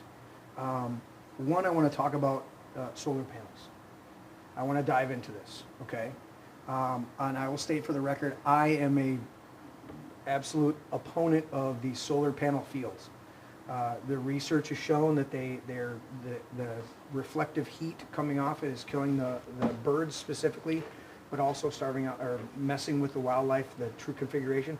I didn't know this until we had somebody on and had some more information from the Marion Township fight that they're having over here, that the amount of noise, I didn't know there was that much noise. There's a huge hum on this. And I look at it, we also, I'll throw this out, that there was they removed the, what do you call it, the... Local authority. Well, the local authority, I was going to get to that, but they removed at a certain point, if you had your own things, your own power, and you reverted back into the grid, you got a kickback. And there were people that I knew that were getting actual money back from DTE or consumers because they were kicking stuff back in. Then they realized they weren't getting enough money from them, and they got rid of it. Yep, they did that to me. I have Yeah. a water wheel. I generate my own Yeah, power. and I'm looking at that and I'm going, the most efficient wind and solar systems that they have currently out there are on your own private home. You can put solar panels on your house, heat your water, generate electricity. You can put, I've looked at them for 20 plus years. There's little wind vanes, like the old barns, little cupolas you can put on the top. And not only does it get the wind compressed as the wind blows against your house, it hits your roof, and then the air compresses as it goes up the slope of your roof, and you get a higher velocity right at the peak. You guys have seen it when the snow is blowing, that you have that little swirl coming off your peak. That high velocity would generate high winds right there at the peaks. You put 3 or 4 of these on, you have a good battery storage system, and you can offset your power almost entirely depending on your usage.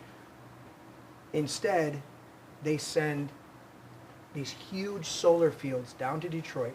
I got friends that live in the Thumb area. I have to, every once in a while, I drive up there to do a podcast, and they got these wind farms up there. Larry just drove by them. Yeah, they're terrible. They're terrible. That's all you see is And acres and acres and acres of. Like a sci-fi movie. Yeah. Blinking lights at night. Yep. And they're Blinking light, sending yeah. the transmissions all the way down to Detroit. Uh-huh.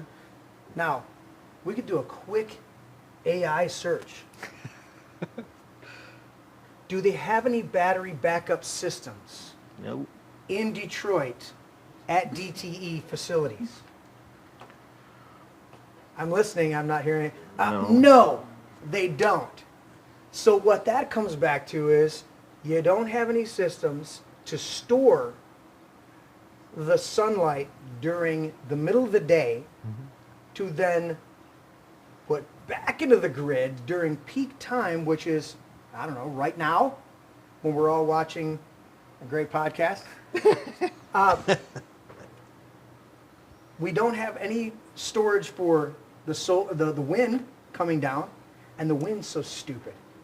The wind is the dumbest.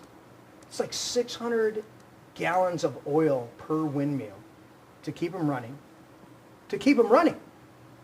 The amount of concrete, rebar, and it's all carbon fiber blades. Larry, I need ice. Thanks, Larry. It's all ridiculous. Mm-hmm.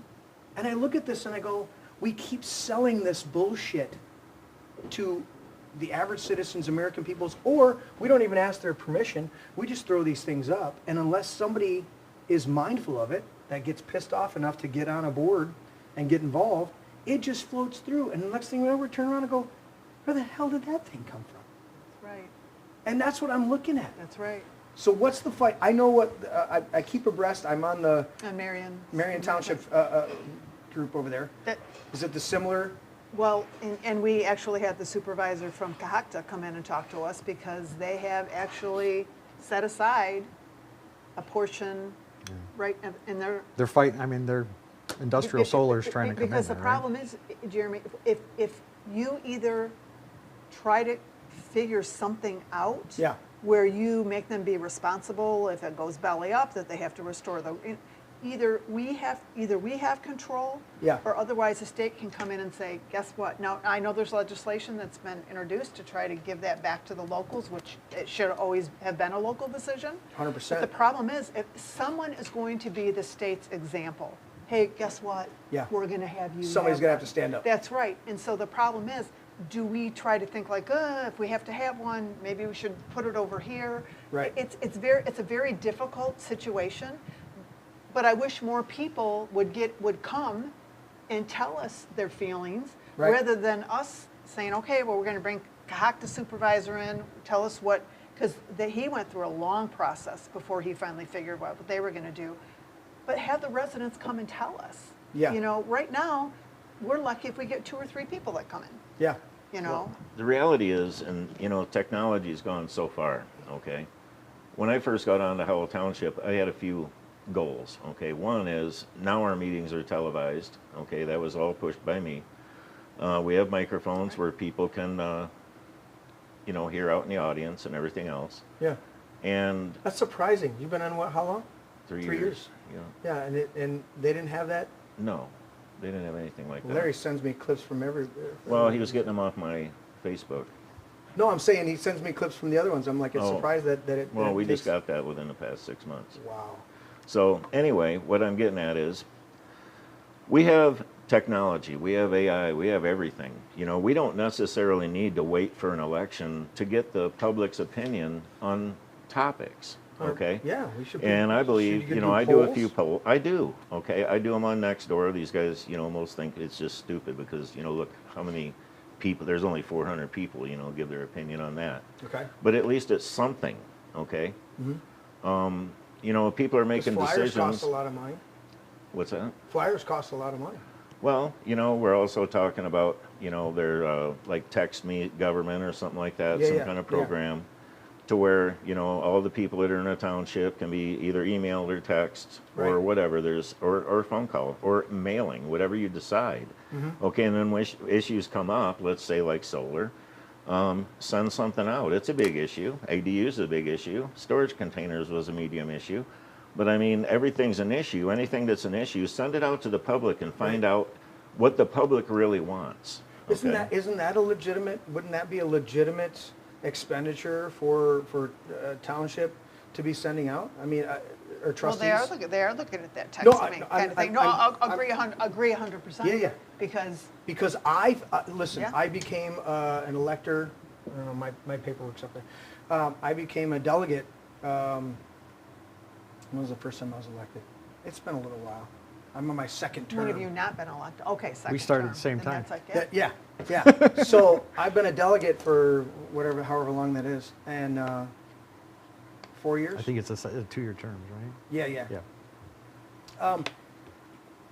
When I got my paperwork, I showed up at the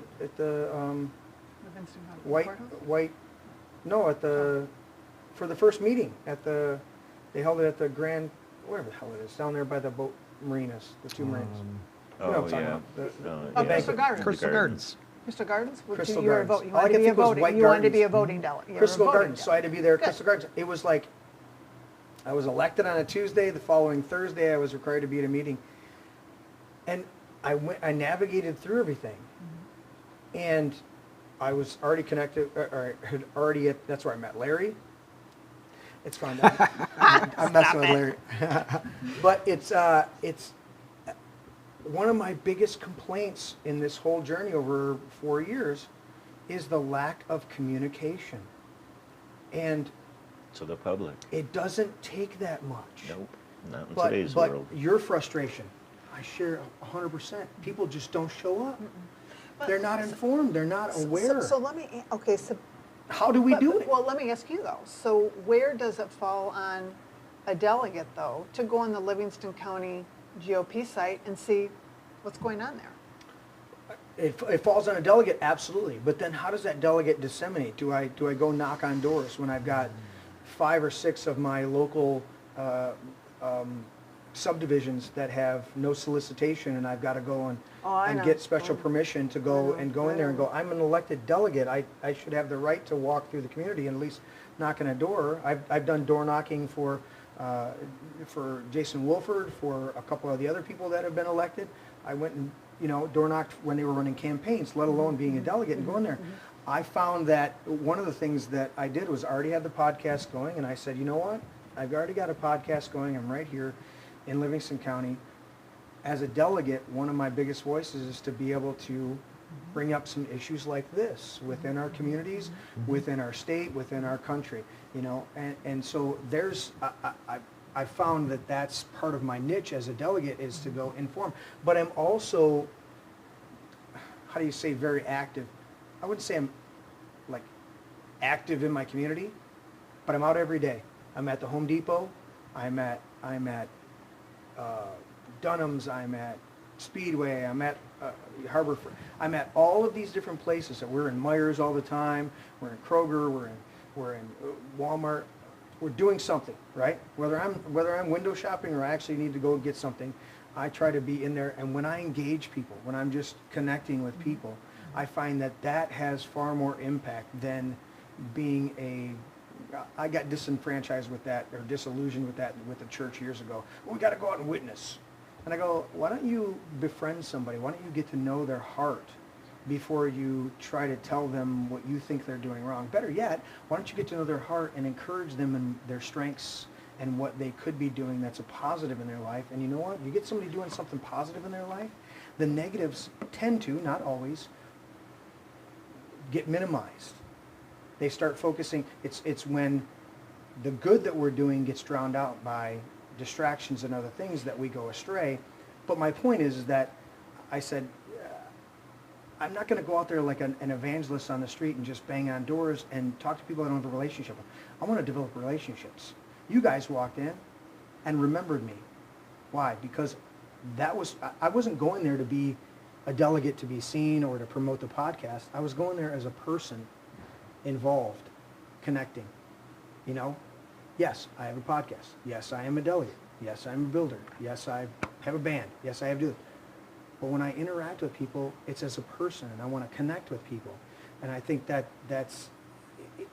we've lost some of that sense of community, and because of that loss of sense of community, we're having to scramble to find ways to connect and inform each other that weren't always But see, necessary before. Your way of doing it though, is you doing something. 100%. See, some people think, well, okay, I knocked 10 doors today, and but you are building that is, people don't like to keep hearing about the Tea Party movement, but I can't I help love it. the Tea I Parties. am the Tea Party. Yeah. And what we said was, if we're going to change minds, we have got to build relationships with people so that if it comes down to being a poll challenger, Yeah. you look at your friend because you've been meeting with them once a month and getting information, Right. telling people to be informed when you talk to people. Yeah. Don't just say, you have to be able to persuade them intelligently on why you believe the way that you do. It's a lot easier to look over at somebody and say, will you go with me? Yeah. to knock a door. Will you go with me to be a poll challenger? 100%. Than just say, okay, I'm a delegate and I guess I have to do this. It's relationships. 100%. You're right. And not only that, with the relationship dynamic, this is the number one defense that we have. Thank you, sir. Thanks for my ice. You grab that far remote on the other side of that microphone, the screen change. Here's the number one thing that I love. The far remote, Larry, on the other side of the microphone. Did No, not? I have a wasn't huge problem with government making decisions without trying to contact people. 100%. Let me, and I want to come, if you want to elaborate, let me come back to that. I wanted to point this out, is that building those relationships dynamics is, I find that when we don't connect with people, we are open to this argument. And this is the argument that I find is the most powerful thing out there. And it can have its Achilles heel, it can have its detraction, its negativity. But when you sat down face to face with somebody, and somebody else comes in and says, well, you know, so-and-so, so-and-so, so such and such. You go, well, I've sat down with them and I know that person, so I'm going to reserve comment. We're investigating, Larry and I and one of my other co-hosts were investigating somebody that some pretty heavy-duty accusations have been thrown, and I've looked at them and I've read through them. And to be quite honest with most people out there is, what are you doing? What I button have did you no click? idea. How did that happen? Put it on me. That's kind of cool. It's not cool. You pushed the wrong button and your mic's off. I muted you. Anyways, but I've had this situation where I can diffuse a lot of stuff if I have a personal relationship with that person. I can even say, yeah, they're kind of a, you know, whatever, and just listen. And it may be not a set moment, but I encourage set moments. You know, all right, at this moment I'm gonna take my 5-10 minutes, and I'm gonna go out and bask in the sun for a minute and just say, Lord, if there's anything you need to tell me, let me know. You know, and just be it. But it says, endeavoring to keep the unity of the Spirit through the bond of peace. And then James says, peacemakers who sow in peace raise a harvest of righteousness. And the word righteousness there in the Greek means to be in the condition or state of him who is as he ought to be. He's in the exact place that he was created to be in. And that's a dynamic that I find I look at that dynamic and I find the rest of it very frustrating at times, because we're never going to come to an agreement unless I'm agreeing with the Spirit and you're agreeing with the Spirit. And that doesn't mean we become one hive mind and we don't think individually. It means sometimes I'm on a different part of the journey than you are, and I get it. And that's why it says, Paul wrote that it's incumbent upon those who are mature. The mature ought to bear with the failings of the weak, not to plead themselves, but to build them up.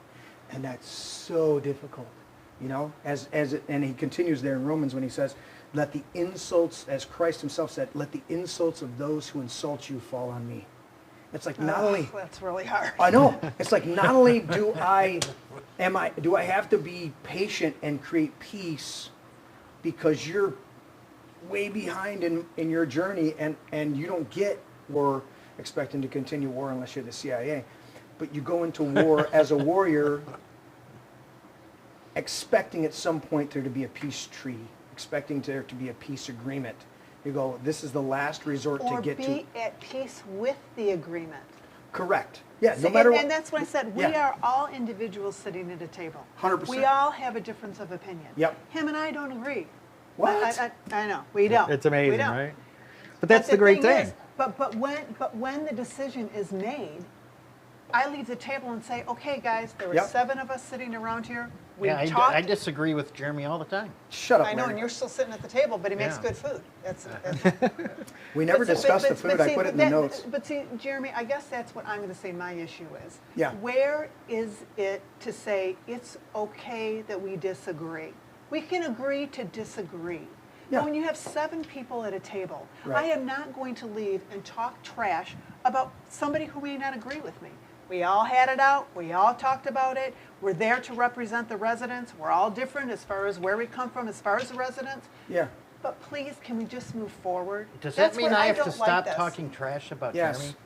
Yes, Stop Larry. it. Not as long as he's okay with it. Yeah. I'm not- So I Yeah. feel that. No, And I am a yeah. Christian, and that's the thing, when I have to say, as a Christian, and I come and think, okay, because I tell these guys all the time, Yeah. we don't agree, but I respect everyone at that table. Yeah.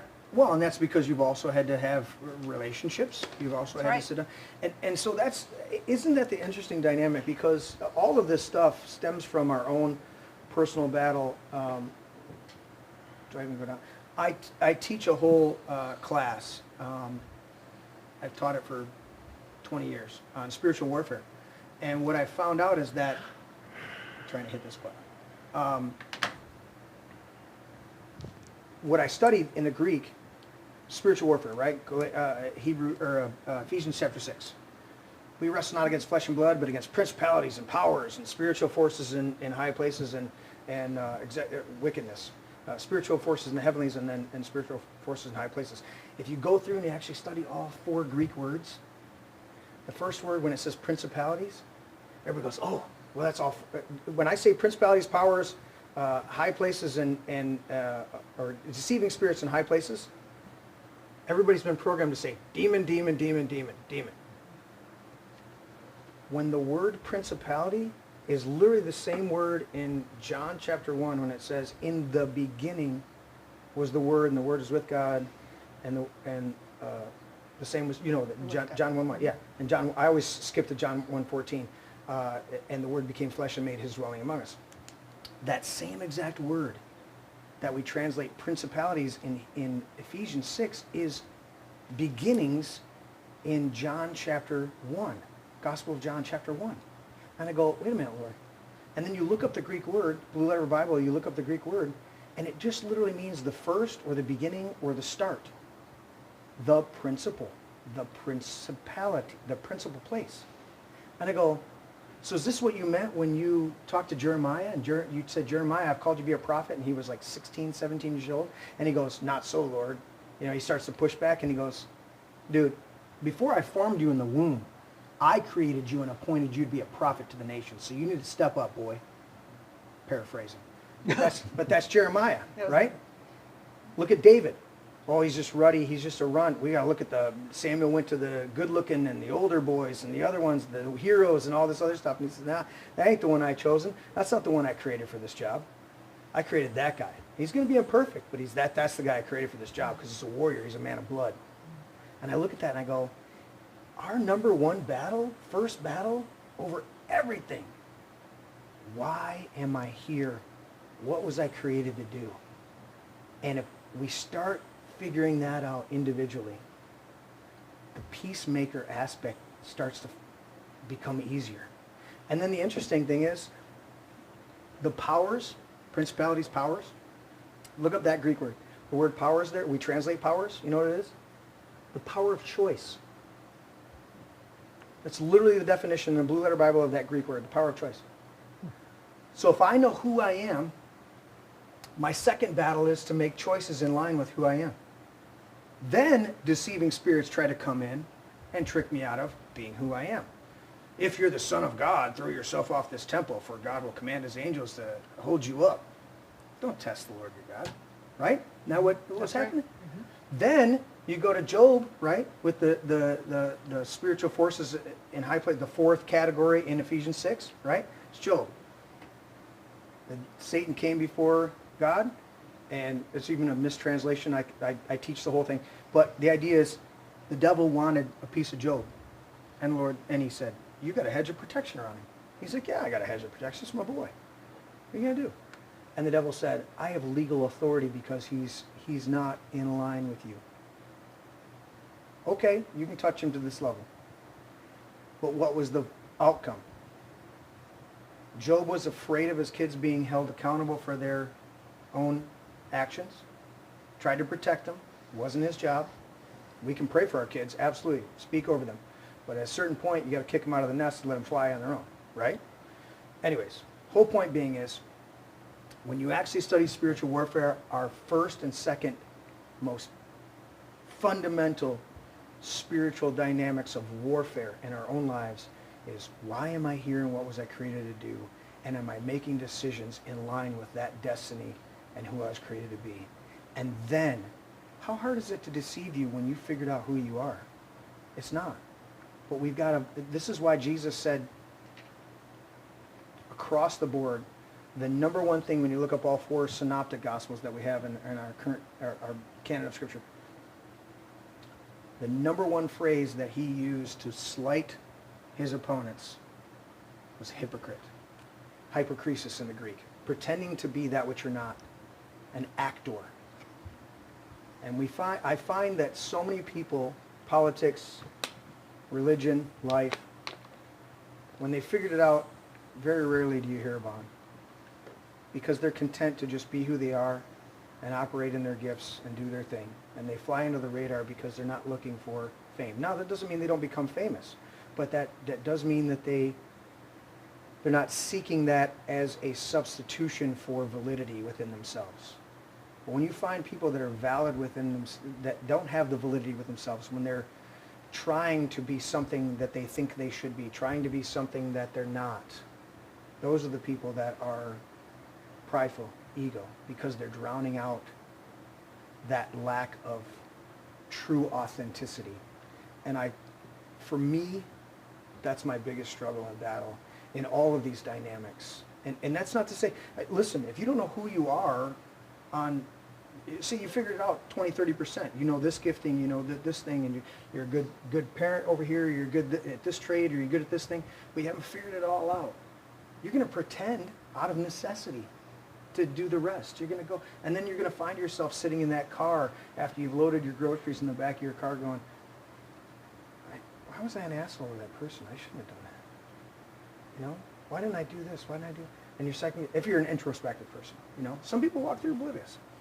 Anyways, I don't know why somebody needed that. I went down that road. But the idea is that I find in this political dynamics and everything like that is the people, we don't have to get walked on all the time, but the people that tend to get marginalized or walked on more times than not are the ones that they'll sit there behind a keyboard. Oh, you didn't like such and such? Right. And I go, were you at the last planning meeting? Were you at the last township trustee meeting? Were you at the We took my camera twice. We took our tripod camera when Tim was here, my producer Tim. We took my tripod camera twice to school board meetings over there in Heartland. Both times, the lefties and Larry's favorite people didn't get up to speak when their name was called. Oh. Because my camera was there. That's right, yep. Now that whole thing is recorded. It's all broadcast. It's all recorded. I'm like, wait a minute. They don't show their face. They don't show their face. Correct. And my cameraman was where, Larry? Tim was where? He was up in the front and focused on. He was off to the side. He was off to the side. He was off to the side towards the front of the room. But he was not. He was catching the back view. Right, but of the person. But he had them walking up to it. He had them. They had to walk by. Maybe he did. Yeah, he had them walking up to it, and they were scared. Which I don't. You're standing there. Your voice is heard. But these are people that wave winkies at churches. This is true. I mean, and I just don't. I get honestly, See, guys. but if you really believe, what you say you believe, or the position you, here I am. Come talk to me. I'll tell you 100%. exactly how I feel. Don't Right. ask me if you don't want to know, but Right. please ask me. I don't Right. want to read people writing stuff. They don't know me. They've never Right. asked me. They've never come to try to find out the whole story. That's what I have a problem. I think we're old enough at this table to remember It when you sounds to assume me- you make an ass out of you and me. yeah. Don't assume what it you think somebody believes. It Ask them. seems to me. I'm sorry. Go, Larry. Go, Larry. Larry, It don't say. seems to me that the guy that could make this violation go away the quickest, Is Hohenstein. exactly, Right. But is the guy that wrote the violation. He never had the authority to write. I don't know, That's Tim. the How does key that right work, there. though? You How does don't that work, have the though? authority. Which Yeah. part? I mean, how does a I agree violation with you work? 100%. Is it? They have to go before the board? Well, it Is doesn't. I mean, it's not. It's not jurisdiction. It's state land. So that's what we're looking at. Is if Right. just like a police officer could walk into court and you know what, Your Honor, I'm going to amend my report and writes off. They do it. Could he? All the time. I'm not a zoning administrator. I want to clarify that, but I think he probably could. Well, if he wrote it, can he unwrite it? As you a cop, if you issued a violation. So and somebody if says, I'm "Hey, I'll driving see you in down, court." if I'm patrolling Telegraph, right, which is a state road, Yeah. right, and there's a violation committed, do I have the right to write the violation? Oh, and a state, yeah, because But I was a city cop. But once you did found it. out, but if you did write it and once Well, you found out it got wasn't done your all the district- time, right? So, Correct, but once it's the flip side of what everyone's Right. talking about. Do you have the authority to do it? That's a good legal question, and maybe they don't. I don't know. right, that, but right? he's not a cop.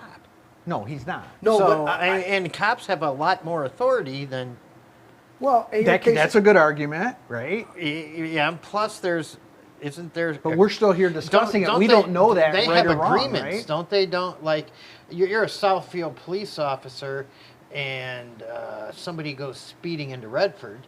Well, you don't have to stop as soon as you see that sign that says "Welcome to Redford" and stop chasing that speeder, No. right? But if you see somebody speeding in Redford and you're a Southfield cop, you can't really write him a ticket. Well, if it's a border road, maybe, right? Well, So there's a lot of different, there's a You lot know, of, it's it's all all in the saying- detail. Yeah. It's all in the detail. And that's Correct. what we're 100%, trying to do. 100%, that's We're right. trying to do the Navigate right the thing details. legally, right? Yeah. If we And just automatically had that violation come up to the township board and Yeah. we say it's American Legion, they're great, Yeah. they're great people, they do great things, it's gone, And they go, right? So do we do the same thing for Justice Fence down the road? I think. I think you got to be fair to everybody, right? Well- and that's the way it should. I understand being fair to everybody, but I also understanding the relationship dynamics that we've Sure. and understanding, hey, case by case assessments, and I think we. But then you get into debates. That's the problem, right? Yeah. Yeah, And I because oh, then, yeah. like 'Cause then you got like you 7 people talk, now. you brought up your music, right, and Yeah. your neighbor, right? Yeah. So I'm going to back up a little bit on that because anything that leaves your property by sight, sound, or smell is now infringing on somebody else's property rights, right? So I mean, like a barking dog, right? If your neighbor down the road has a barking dog at 2:00 in the morning, Right. is it their property right to have a barking dog? But you can hear it on your property, and it Correct. bothers you. And I'm I not would say saying if the sound waves don't leave the property. but I mean, so then we get into a bunch of debate, right, about what is Correct. acceptable and what isn't. And that's why I immediately defaulted to the ordinance that said I could play music at 110 There you go. decibels Yeah, outside. and you got the meter out here that, and I'm that like, measures it, right? outside, I could play it outside. We got new neighbors. They're awesome. They bought a outside boombox for the deck. I've met with them. We've done events, a couple hangouts with them. They invited me to the disastrous Lions game yesterday. So I can for call everything. 3 of my friends that were standing there where he adjusted his statement 4 different times. Sure. And I go, dude, there's no matter what I do, you're not going to be happy with the situation. And I'm actually doing everything I can to not be intrusive with you. You know? And now he's gone. I've had, not only is he gone, but my last 2 neighbors, my neighbor that owns the property and now his renters, they come over here for parties. I go, we're having a party, we're doing karaoke night, or we're hanging out, or we're having a big party and the band's gonna be there. Like, all right, we'll be over. What should we bring? I'm like, dude, that's the way it's supposed to be. I go You up here to the betcha. neighbor. We got a package delivered wrong to our address. I walk over and I go, hey guys, I said I haven't had a chance to come over since you guys moved in. How you doing? Oh, you guys play back there, don't you? I'm like, yeah. They're like, it's cool, man. I'm like, is it too loud? They're like, no, we have to stretch to hear it. I love when you guys are playing cornhole in your backyard or everything like that, and you have the kids and you're having I said, one day I says, hey, you're having an open house for one of your kids? She's like, the last one. I said, you guys need additional parking? I got parking. Send them over here. They can walk across. Yeah. So those are those dynamics that you got to have as neighbors. And if we start opening, you're still going to get the assholes. But if we try to maintain this, Sure. and I 100% believe in the power of prayer. It's like, Lord, you got to deal with this guy. Got to deal with that violation, Lord. Yes. And that's what we're going to do. All right, so I want to go to final thoughts, but I want to ask this question, go around the table, and we'll just go circular around here, even though I'm probably going to skip Larry. Is there anything you guys want to say over there? You guys have been quiet and having fun. They have been having fun, haven't you? Yeah, they're cracking up over there. I know Mark wanted to pull up a chair when you were talking about a lot of the scripture. I know he had a lot to say. He's a good witness. Oh, dude, that I was guy. watching him. He's He's a just good like, witness, that guy. He's just like, yeah. I've taught, so I started this podcast. This is my brain because I taught in church, in and out of church I'm 52, I'm going on 53. And I've taught in church since, I think one of my first messages ever I was like 15. So I've been teaching in and out of church for a long time. I currently actually still have a church, Heartland Fellowship Training Center. We haven't held services in a long time, but it's still in good standing as far as, ecclesiastical corporation with the state, all that jazz. There's a ton of videos online. I don't teach the normal thing. I teach leaders. That's what I really focus on. So the average church congregant has a little bit of difficulty with me. Plus, I always go to the source. I don't just regurgitate what I've been taught. I go, wait a minute, what is this Greek word? What's this Hebrew word? If it's Daniel, I'll go to the Aramaic word. But I want to dive into these words, and I want to know what the actual true intent and meaning was. And a lot of people don't want to do that. They want to either beat people down in a lot of churches, or they want to make them feel good for being a hypocrite. I don't even talk, Larry likes to say, well, they're living in sin. I go, they're living in pretending to be something they're not. They're pretending to be something they're not. And if you showed them, if you actually told them some good news, gospel, Godspell, good news, that's where they might actually step up and become a fulfilled person who's walking out their destiny. And yet we don't do that by and large in a lot of our churches. Because the reality is, if I teach you to be who you're supposed to be, you might not need me. And if you don't need me, I don't have job security. I might actually have to trust the Lord to take care of me and be my sole provider. Such interesting. I want to know, 30 plus years, 30 years, 30 plus? Over, yeah. Yeah, you've been 3 years on the trustee board. I want two things. Heartland Township, or Howell Township. Howell We got it. Township, but greater Livingston County. What are your number one things in both those dynamics that make you still satisfied and excited about living here? That I have a right to even fight for what I think's right.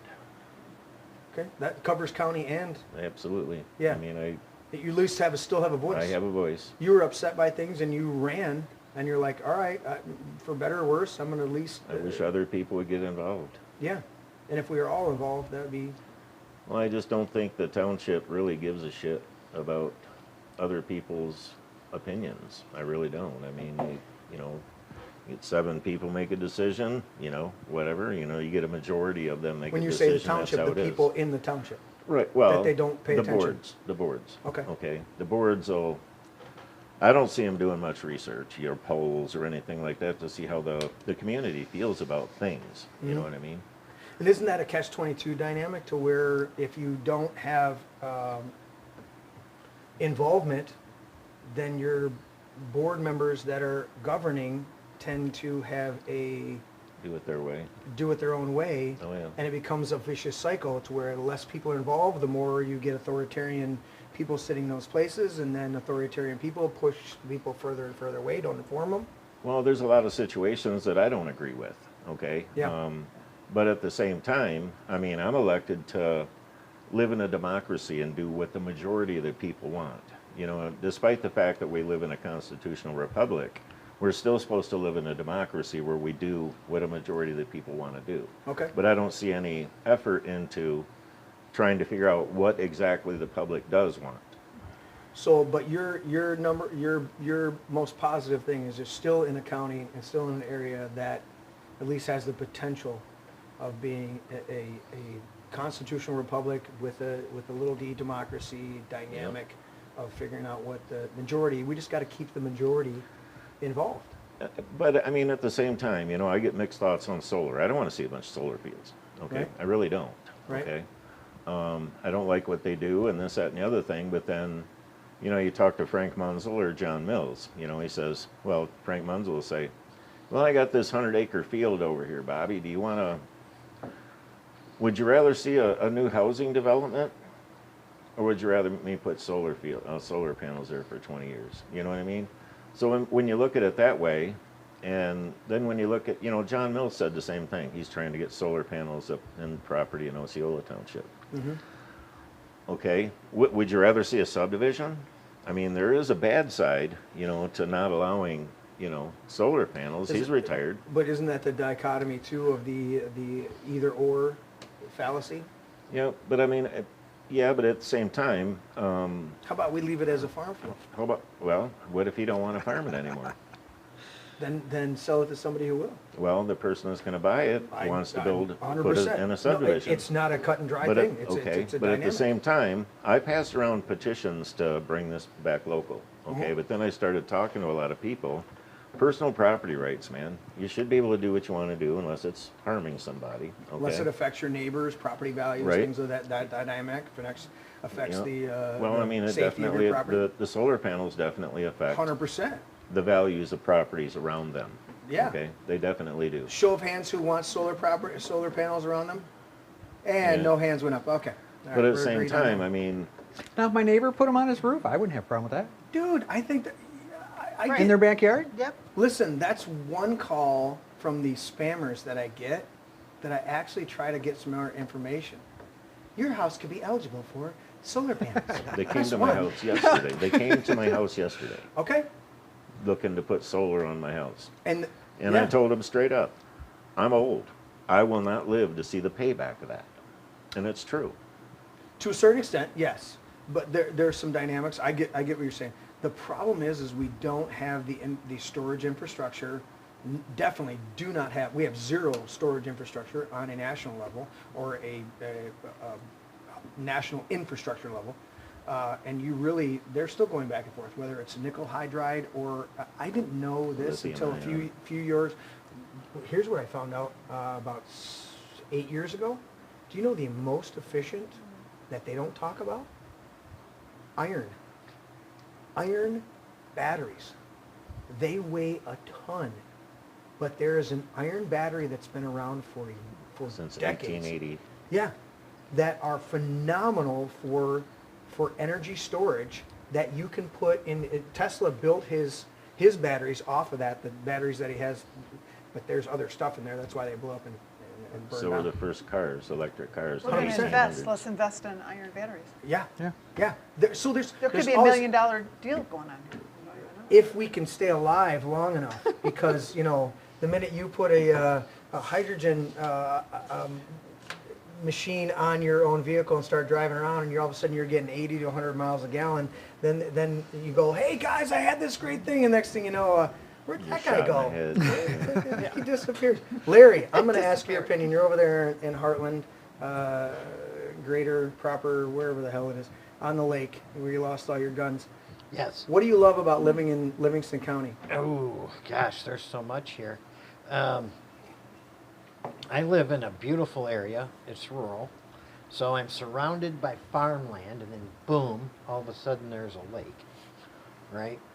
I can drive 15 minutes in either direction, and I can be in Brighton or Howell. I can be in Waterford or Highland.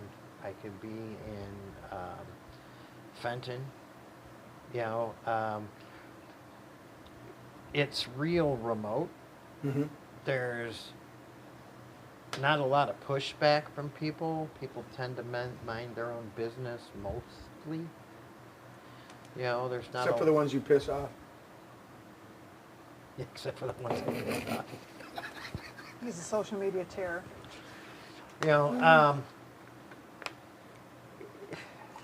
This is a very conservative Christian place to live. Yeah. So we have a lot of very good people in office. No. Notice I said a lot of. I didn't say everybody in office is good. But we have a lot of them that are. Yep. And it's not an overly oppressive area that I live, at least Heartland. I'm fortunate enough to live in something that they call non-conforming lots. You know, this is the Ours first. is a non-conforming lot. This is the first time I've ever heard that phrase out of Larry, but that makes complete and total sense that he lives in a non-conforming lot because Larry's a non-conformist. I mean, Yes. that makes sense. Yeah, it's much better than when I lived in Redford and an unofficial tornado came by, went right over my house, and ripped some siding on my house off the house. So I call my insurance agent and I say, okay, blah blah blah blah blah. What do I do? He says, oh, well, I got a buddy that's that does siding, and what you how many got tore off? And I think 3 pieces of siding got tore off, and then there was a couple that were underneath that my grill was too close and the vinyl siding kind of melted. So I told him, and he said, yeah, we can get that taken care of, right? So, and this is, when's tornado season? April, May? Starts It about that. seems like Yeah, it's every it was month. early. Nowadays, all the Right. time. It's every whenever week. they turn the Doppler That's radar and spray the skies. This and, was 96. That's when that shit or happens. this was Global 90 Yeah, this was 96 or 97, but it was in the spring, right? Well, I'm getting ready to get laid off at work. It's late November. I walk in the house, and I'm going through my mail, and I look at a ticket that says Charter Township of Redford. I said, well, what's this? Ticket. Replacing the siding on your house without a permit. I'm like, well, how did I didn't replace the siding on my house, and I didn't. And that's when the fun began. It just blew off and they put the same pieces back on? No, No, they came and fixed it. The guy came and fixed the 3 or 4 pieces, Okay. or however many there was, and plus the couple that were melted. And So technically it was a AAA replacement. covered, yeah. but AAA I'm covered just it clarifying. all. Right, AAA covered it all. But Yeah. I'm wondering how they did that. How they knew? How How they they knew. knew? They I'm have- wondering how they knew. Well, so I called him. And those I little said, "How do you towns, know?" He says, "Well, I'm the ordinance officer." And They I said, "I know drive you are. around How did looking you for know?" problems. He said, "I walked in your backyard and you had a pile of siding there." And I said, "You walked in my backyard, right past the sign that said no trespassing, warning, $5,000 fine or fees for trespassing on my land?" 100% government official. I said, "You walked right past that?" And he hung up the phone. well, the assessor's the only one that actually has a right to go on your No, property. he doesn't. Michigan does not recognize immunity for trespassing. Trust me, I filed liens against many people. All right, I'm 2 for 2. I asked for positives. I got a positive, a negative, positive, negative. Sharon, I'm going to give all positives. give me a positive. I Give me a will. positive. What do you love about Well, you got a negative on Wayne County. Howell? What do you love about Howell Township? You run the planning commission. I don't want you to go necessarily to government, but where you live. Yep. 6 years, right? Yep. And then Livingston County in general being, we've got some pretty good commissioners. We're pretty constitutional. Very good. Larry likes to announce it. Constitutional Livingston County. I think they've been on the forefront of a lot of stuff. Not necessarily as pioneers, but definitely right on the cusp of it. Your Tea Party. Wes Nakagiri was another Tea Party leader, and he is 100% about the taxpayer. That has never changed. Wes has been on the show multiple times. Correct. Wes is awesome, and he He is is my awesome. commissioner. Yeah. He's awesome. Yep, he is. Deaton's mine. I like Roger. I like him Roger a lot. Deaton's I nice. like him a lot. I like all Give of me, our give me, commissioners. give me 2 positives. County That you- or that town, you- township and I'll say township. Okay. And this sounds kind of cheesy, but the fact that you can drive by egg and flower stands with the little box there, and they trust you to take the eggs Oh. or take the vegetables or whatever you're taking, And leave the and money put in the the money box. in there. Put the money in the Yeah. box. We got those all over. That says a lot for a Arlington. community. It does. It's huge. Our downtown is just quaint. It's It's we- bustling, but we- it's still yeah, rustic. well, the Howell thing I like Township about has it, a downtown? well, I'm just saying, Dude, I'm only 5 Howell minutes away. Township Stop. has nothing But other you than know an what? outlet mall. It is, well, okay, then I'll say Livingston County. I'll say our downtown is awesome. You guys, I know they're beating up on my I can take on but big. no. I tell you what, Howell does a good job. I want to see a couple things, but they're doing a really good job. I know our Mr. Coffee was running at one point, but just step back for health reasons. But I agree with you. And the other thing I will have to say is we laughed because when we first came here, we are a very strong Second Amendment. I'm a very strong Second Amendment person, and people are very proud about that here. Dude's over here carrying. Yeah, no, that's what I said, and I am Did I proud point him to out? live in a Oh, it was conservative on area. you. They didn't see me point out who it was. Yeah, no, so I like the fact that we're rural, but we're within 3 or 4 minutes of a grocery store. Isn't that That- great? That's it what is. Larry was pointing Yeah, out. It's yeah, like no, 100%. he's in a lake community, surrounded by rural farmland, right by Spicer's over there. Am I doxing you, Larry? Oh, go ahead. And then within 15 minutes of hitting a Home Depot, a Lowe's, Yeah. is Menards that close? Menards. He's got to go Gosh, I don't ways. even know. God, what I didn't want to ask. No, I need a quick response. It We're is. trying- Yes. This is time is money. Wixom. Yeah. There's one Or in Dave. Wixom. I know. It's a half hour away if Okay, I I'm want to go quicker to than- Menards. I'm faster than you. So yeah, hit I Wixom. mean, Yours I mean will. everything. I can go in any direction. I love it here. See, I like and I it here don't have because to we- live in that crap This is that I used to the live in working Wayne class. County. No. Howell It is. Township You'd have to is go to working Davison class. to get your We closest work. We Menards. Yeah. And you know what? We've had Well, that's closest to my cabin. stop it, Larry. We've had multiple people. I've had a lot of conversation with people, and we've had some people on the show that claim to be Democrats, and I go, "But do you believe this? Do you believe this? Do you believe this? Do you believe this?" And they go, "Well, no, not really. No, not really." And I go, "So What why?" makes you think you are a Democrat? Yeah. Well, I believe in this. They go, "Well, I'm not completely opposed to that. I think there should be this stipulation." Well, I can understand that. I go, "Okay, then what are we divided about?" What I love about is that you just see the vast majority of these people. Yeah, you drive by, and there's eggs. Dude. So when I was pointing out the idea of stuff, so like Larry's, you get siding replaced, all right? We put up a 8x12 chicken house right off the back of the house. Not detached the house, but detached. We're growing chickens. I need to go get permission to have 8 chickens in my backyard so that I have eggs. You know what I'm saying? These are the type of dynamics you go, dude, all right, come on. At a certain point. You know what I'm saying? And so, but I love that. It's yeah, you drive by and you got cordwood, you got a guy over here. Yeah. A guy over here. Sweet corn. Sweet corn, Yeah. dude. Oh, yeah. The vegetable Sweet corn. stands. We got 3 or 4 great vegetable stands around yeah. here. This There's guy a- right over here by Shell, awesome sweet corn. Yeah, there's a guy over here that does the burn barrels and he does the wells, the things that cover your Yep. your well head. He has the wishing barrel. well things. Burn and stuff barrel. I'm surprised he's still alive, man. He's Dude. old. He's old. Holy cow, is he old, dude? 95 or something. And he's still in his little wood shop in his garage and just comes out. Somebody should find that guy for having a business in his garage. and come after him. No. But that's what they want, Leave the dude. guy We're gonna alone. turn into California where they go and find a little girl for having a lemonade stand and shit. So that it seems like a very subtle thing, but you're exactly right. That you go, somebody. Not only do we trust people to buy the carton of eggs and throw a few bucks into the little can or the box that's sitting there, but we also we don't have this little control group that's trying to put out the little girl doing a lemonade stand. And we've heard those stories. Oh, yeah, we have. They're horrible. You want to... They go on here. I want to throw a Di Serono bottle at somebody's face and go, are you serious?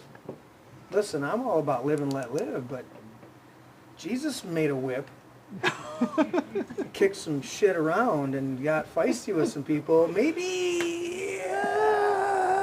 we gotta We'll talk go about deal the- with what are you doing?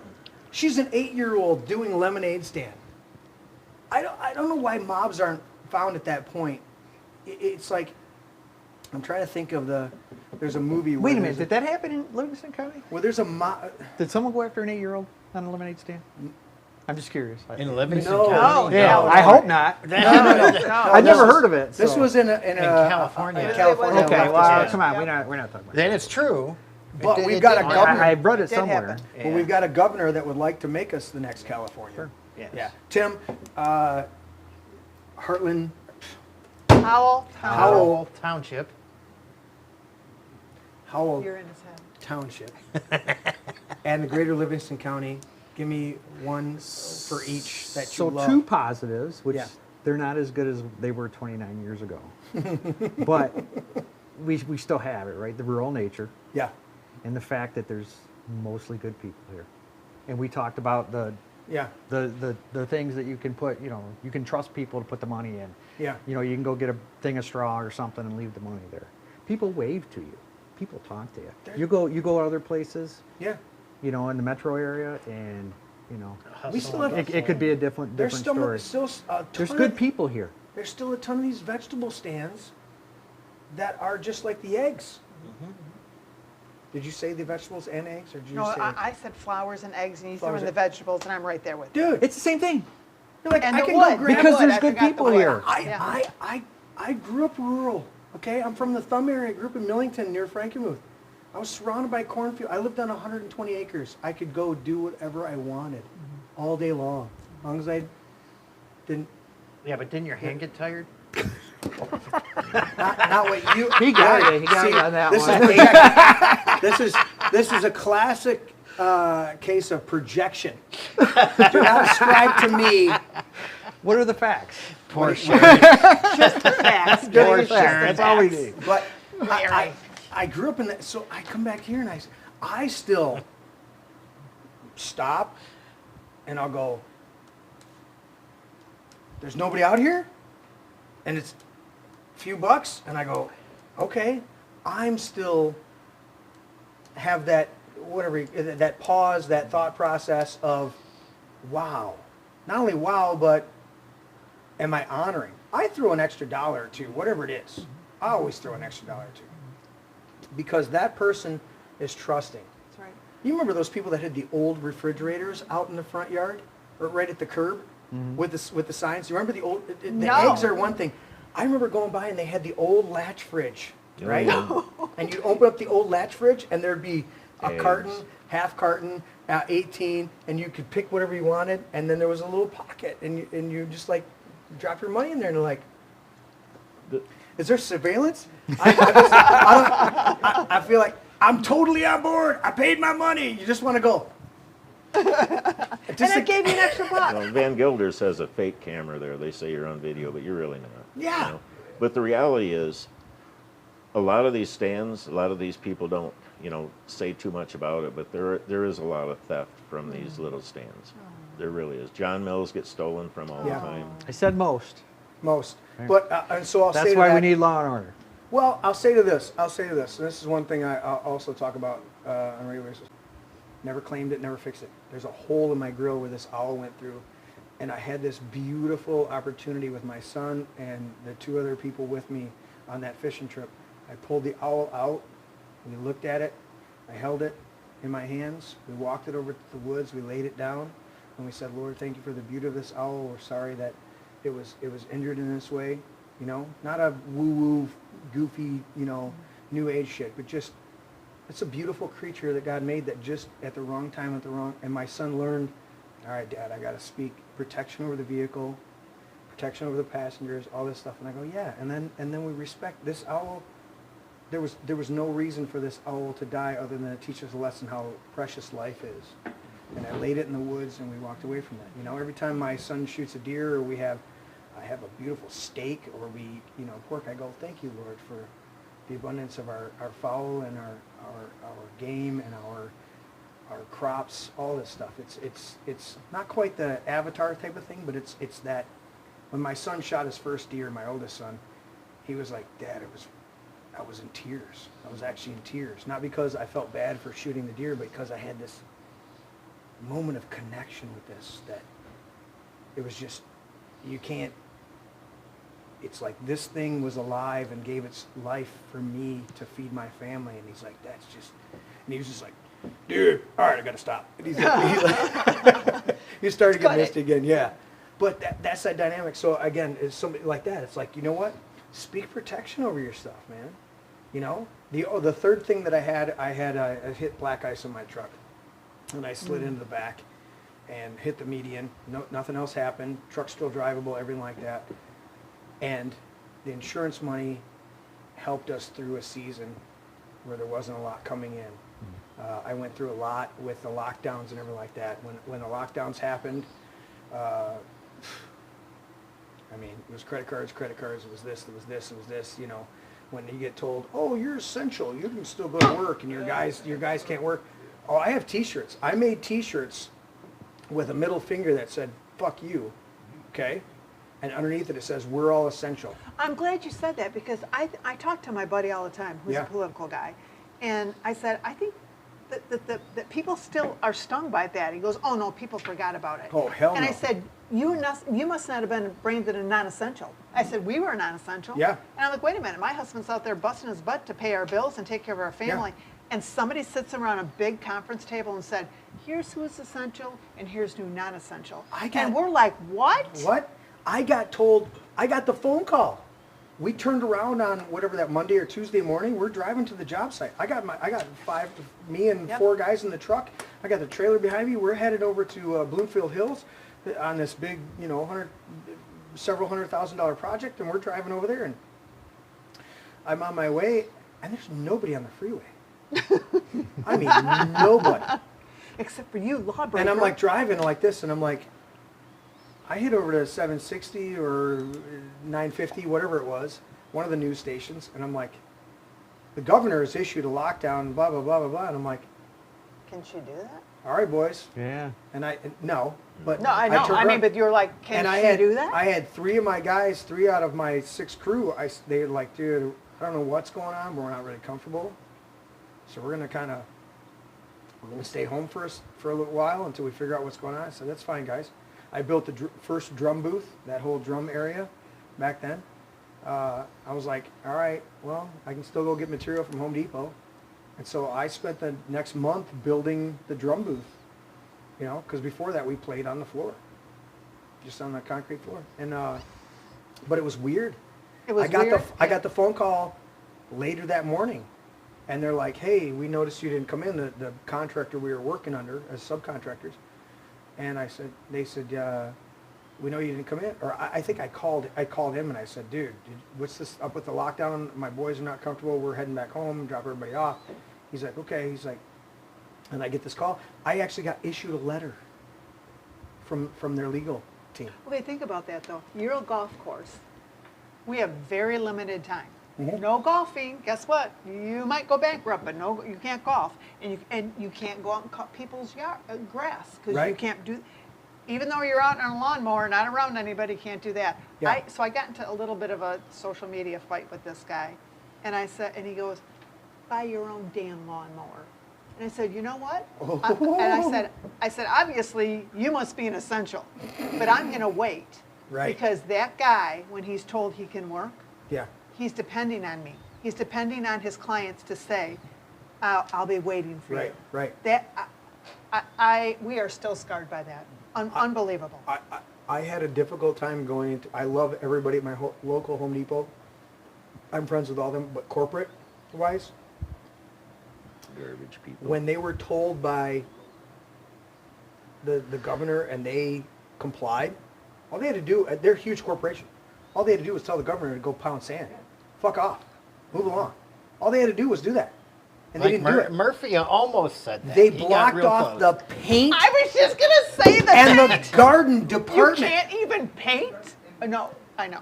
And I'm like, are you kidding me? I can't buy paint? They told you you Right. couldn't go to your cabins or cottages or put your boat While in the she water. had her husband trying to She get the did. boat out, dude. But then what really hurt is when you have no income coming in, Mm-hmm. now it's like, but apply for assistance. We're going to help you. Oh, Okay, and then do you Remember remember 26. Pay back. Remember Now in now it's like 26. you got to pay that. Yeah, you got to pay that money back, and people are like, "How can I pay that money back?" It was Guys, I don't even it's- want to weigh in it. I know, I I know. have at least $70,000 of outstanding debt specifically because of that.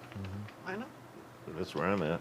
I've done construction too, man. Yeah, because we were told, take this non-recourse loan, no big deal, help you, help your guys, help your thing, do this other thing. You take it, next thing you know, you demand this money. My wife in her wisdom decides to put one of our business cards on it to pay it off, and then no additional work comes in, and I go, I had to tell her at a certain point, I'm like, look, Focus on our immediate bills that are actually a necessity, and let those go to collections. And I don't care anymore, because as far as the credit card companies and the government,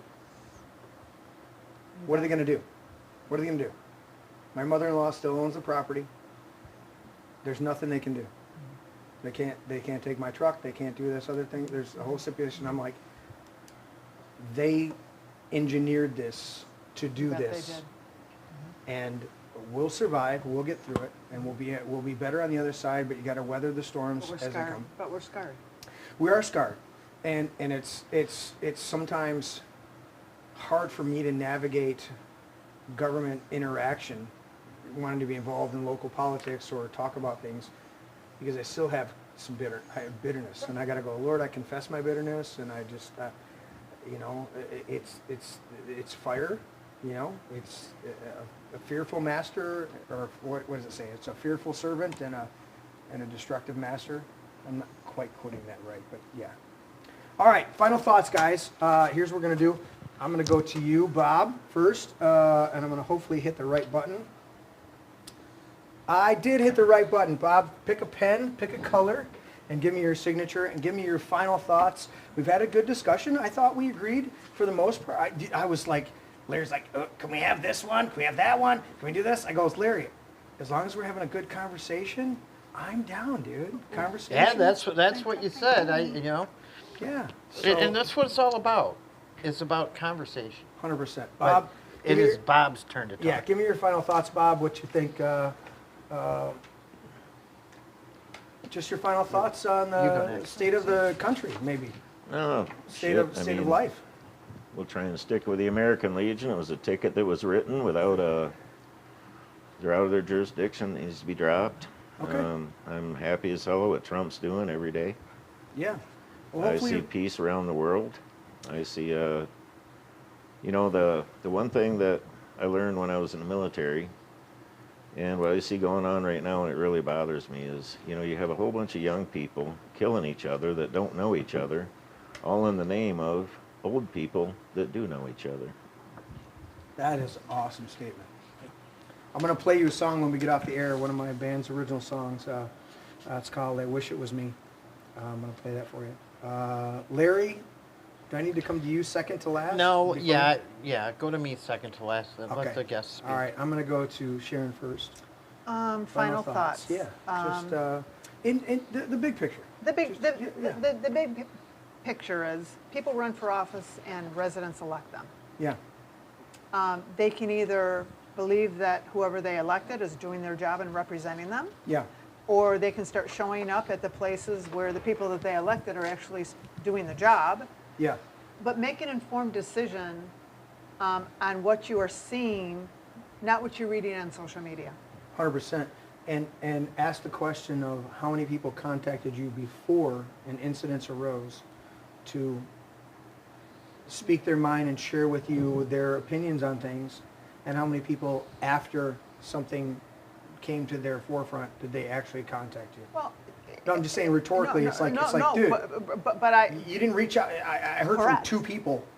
Now I'm hearing from 1,000 people. All I would like to have somebody on that thread say is, "Gee, thanks for clarifying that. You're not a scumbag. You don't need to be Right. recalled. This didn't even reach your table. Correct. Yeah, yeah. Tim? So as far as the boards are concerned, I'd like to point out that, you know, there's 7 people. We'll take the planning commission, for example, and it doesn't have to be Howell Township. It could be anywhere. Anywhere, yeah. They're basically, I look at those as volunteers. But they're your neighbors. Wait, they right? get $7 a meeting. Yeah, right. Come on, It's Tim. 7 days. Come on. Oh, $70 a meeting divided by you the amount of invest, time. and you invest, say, 10 hours. Listen, 10 hours. Can So we that- yeah. apply the minimum wage and all that stuff? Whatever. Come on. But the whole thing is they're your neighbors. They're your regular. 100%. They're no different than you. You could be on a planning commission or anybody else. I could. So Probably won't, instead but of I maybe could. attacking them, maybe Yeah, it's ridiculous. maybe talk to them, right? Yeah. Yeah. And we talk about getting involved. So whenever there's a master plan coming, Yeah. get involved. I mean, those things are posted. Check your township websites. All the meetings are posted Right, ahead of right. time. They're slowly working, getting them online more so. You know, Okay. Howell Township now has its own Facebook page. Nice. And the agendas are posted, Okay. but people got to show up. Yeah. So, and there's a saying that people don't So we don't got get mad until the bulldozer shows up. So we've got it's we too got late by then. a Led Zeppelin dynamic, really, right? A communication breakdown. Communication breakdown. That's a good one. Yeah, but they're out there. I mean, the county did a great job trying to get the word out for the county planning master plan, Okay. right? So That's great, and that's what we're trying to do. Yeah. Is the more we can communicate with the residents here, the more informed they can be, and then they can actually give some feedback without coming to pitchforks and look for facts. I mean, I'm sure we all learned stuff here that all of us, right? That we didn't know. That's what we want to do. Yeah. People are robbing the egg stands. I don't like that. Oh, yeah. Dude. Yeah. No, it's I'm telling true. you. I know. I believe And it I'm is. telling I people, like that. listen, speak protection over it, and watch this. Watch. Now it takes time to build it up, because if you've been fearful of things being stolen from you for years, that was the Lord telling you to speak against stuff being stolen from. Okay? I learned about in Proverbs it says if a thief is caught, he must pay back 7 times what is stolen, though it costs him his house. I've been invoking that for years. I go, oh, you devil, you tried to steal from me. I get 7 times what you steal. And the few times that I've had things taken from me, oh my goodness. I stand back and go, all right, Lord. There was a couple times I thought things got stolen from me and other things came in from somewhere else, and I was like, and then something showed up and I went, but I still got my stuff, and the Lord's like, I'm faithful beyond you. And I go, people don't realize this, that God is in the process of blessing everybody, no matter how good or bad they are, because that's his nature. And when you see negative people or people who are 20% good and 80% bad still being blessed, you don't realize that God's faithful to himself to allow blessings to flow. Does he condone it? Absolutely not. Does he want that person to be that 80% evil? Absolutely not.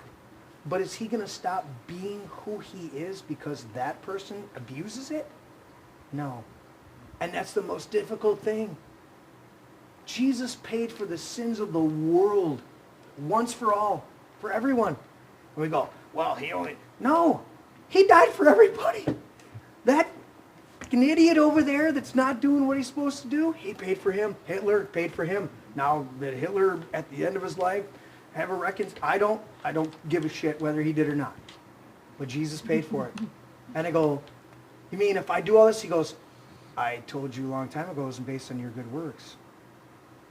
I said, when you stand before me, I want to know whether I know who you really are, who I created you to be. Or will I say, depart from me, I never knew you. And I go, well, Lord, how can you not know somebody? And he goes, if they chose to be something other than I created them to be, that hypocrite, then I don't know. And you go, I mean, I had some, Bishop Hatcher down in Detroit, I love him. He would go, he had 15 ways of saying Jesus. He'd be behind you on the platform while you're teaching, and he'd go, Jesus. That was like, wow, that was good. Jesus. Oh, wow, that was good. All right, Jesus. That hit me hard. I feel that right here. I got to go talk to the Lord about this later. He had all these ways of saying Jesus. I'd be like, Bishop, you need to, he's like, Jesus, Apostle, what are you doing? I go, I'm just teaching. Bishop, I'm just teaching. I loved being in the Black Church. They had some beautiful people. All flavors over there. Larry, final thoughts. Let's end this show. It's been good. Oh, my final thought is, I'm really happy that everybody showed up here today to have this conversation. And it turned out very well. So, Dude, I thanks appreciate again. everybody's conversation. It was Yes. good. There was definitely some, you know. and I thought it was great. definitely think the culprit here is the guy that wrote the ticket. Or Yeah. Absolutely. wrote the violation. It's Mhm. not a ticket, it's a violation, whatever it is. Right, whatever. And he's the guy that like should reflect upon himself and oust it. 100%. Huge Yeah. government overreach. Yep. And in closing, I would like to say, if you went to church today and there was a giant Winky blown up on your way in, it was probably Julie Ohashi and her hate group Sage. Thanks, Larry. Appreciate that. Appreciate that. Libtard. Final What's the thought. name of that group? Libtard Integrity. I mean, I Livingston don't know. Integrity. I don't even know. I've lost my. I've lost that. Thank you guys for tuning in. Appreciate everybody in the chat. Good stuff. Appreciate everybody. Like, share, and subscribe. Do all that stuff. If you want to support the show, go to thealexjonesstore.com/thisismybrain. thealexjonesstore.com/thisismybrain. It is an affiliate program through the Alex Jones store. We get a portion of that. They're awesome products. I use a whole bunch of those. It's the one plug that I'll do on the average show. I first and foremost trust the Lord to take care of me. But I'll say this in my final thought. Jesus said to his disciples, if you have a sword, get one. Just when he was about to be arrested.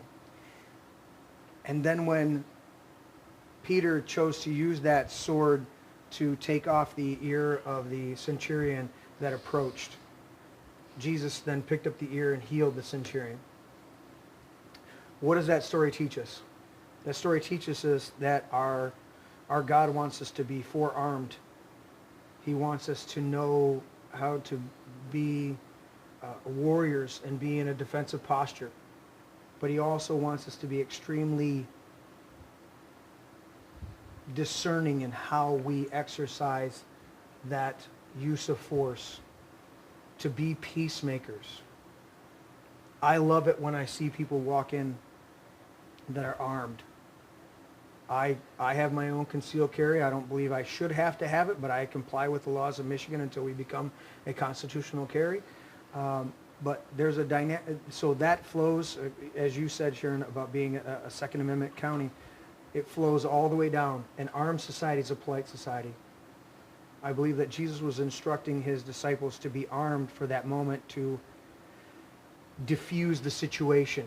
And as you know, the centurions, if you read the Gospels, they showed up in the garden there where they were praying, and there was not violence other than Peter, who got a little frisky. And Jesus healed the situation, quite literally. And so I think that's the people we need to endeavor to be as peacemakers who understand that I have every tool and convenience to be violent, but my greatest strength, this is one of the quotes I love from Schindler's List, when Schindler, and it's, I don't know how historically accurate, but it's accurate to the movie, is when Schindler's talking to the camp administrator, played by Ray Fiennes. He says, the greatest strength is knowing you have the ability to take a life and you don't. I'm paraphrasing. You guys can look up the exact quote. But he says that. He says, your greatest strength is when you could kill somebody without repercussion and you pardon them, you spare their life. And then there's this whole scene that Spielberg wrote out that plays out, and it's gorgeous. If you get a chance, guys, rewatch Schindler's List in that specific scene. It's incredible. It'll speak to you about that. But our greatest strengths is when we know we have the power to do things. And we choose mercy, we choose peace, we choose, as Christ did, to be on the cross. And people say, well, but on the cross, didn't he die? And the resurrection trumps the entire thing, because his moment of greatest weakness became his moment of greatest triumph. And we've got to find our ways to, as he said, take up your cross and follow me, and find our moments of being the greatest crucified moments so that we can get to the greatest resurrection moments, because crucifixion is one thing. Standing up and taking arms is one thing. But being crucified and resurrecting will create millions upon millions of people who believe in the one true God. Isn't that what we're looking for? To find that place? Thank you guys for tuning in. Appreciate all of you. Thank you for my guests. Thanks, Bob. Larry's not a guest. Sharon, Tim, thank you guys for coming in. Listen, you guys, you got some stuff? Get a hold of Larry. I haven't had enough Sunday shows in the past through the summer. Summer gets lean, but you guys want to come and just talk about it? I love conversation, commentary on social issues, and comedy. So you guys want to come in and have that conversation? I'm all about it. You guys get a little, but I love having you guys tonight. Larry, I always love you. Even though I tease Larry, he's He's my guy. He's my guy. So thank you guys for coming, and thank you all for tuning in. Like, share, and subscribe. I know a bunch of you are going to tune in tomorrow. Hit that big thumbs up button, and we'll catch you guys next time. Tomorrow. What'd I say? You said tune in tomorrow. You mean Tuesday? They're going to tune in tomorrow for the rebroadcast. They'll Tune into this show all of your trucker tomorrow. buddies that Yes. watch it in their truck tomorrow morning, they're going to be watching Yeah. this rebroadcast and can't chat live. Yeah. Those guys. Yes. But of course, Tuesday, hopefully everything works and all that jazz. Bye.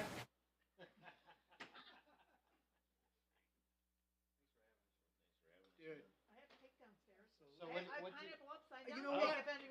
We should have eaten that. Yeah, let's go do that. We should have eaten that mid-show. I should have made Mary bring that up. I've got to pee real quick and then I'll come shut down the show. But let's go get set up down there.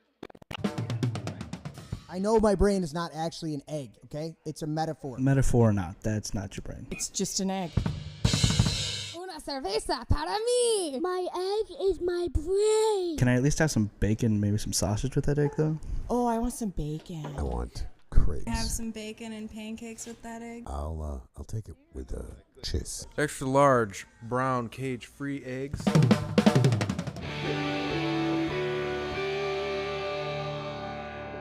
Can I have your brain with cakes? A little sausage and a little toast and potato. That would be great.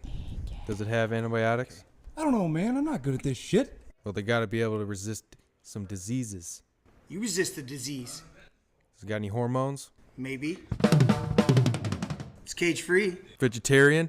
Maybe. Are they vegan? No, I eat steak. Never apologize and never explain. Never apologize. Never apologize and never explain.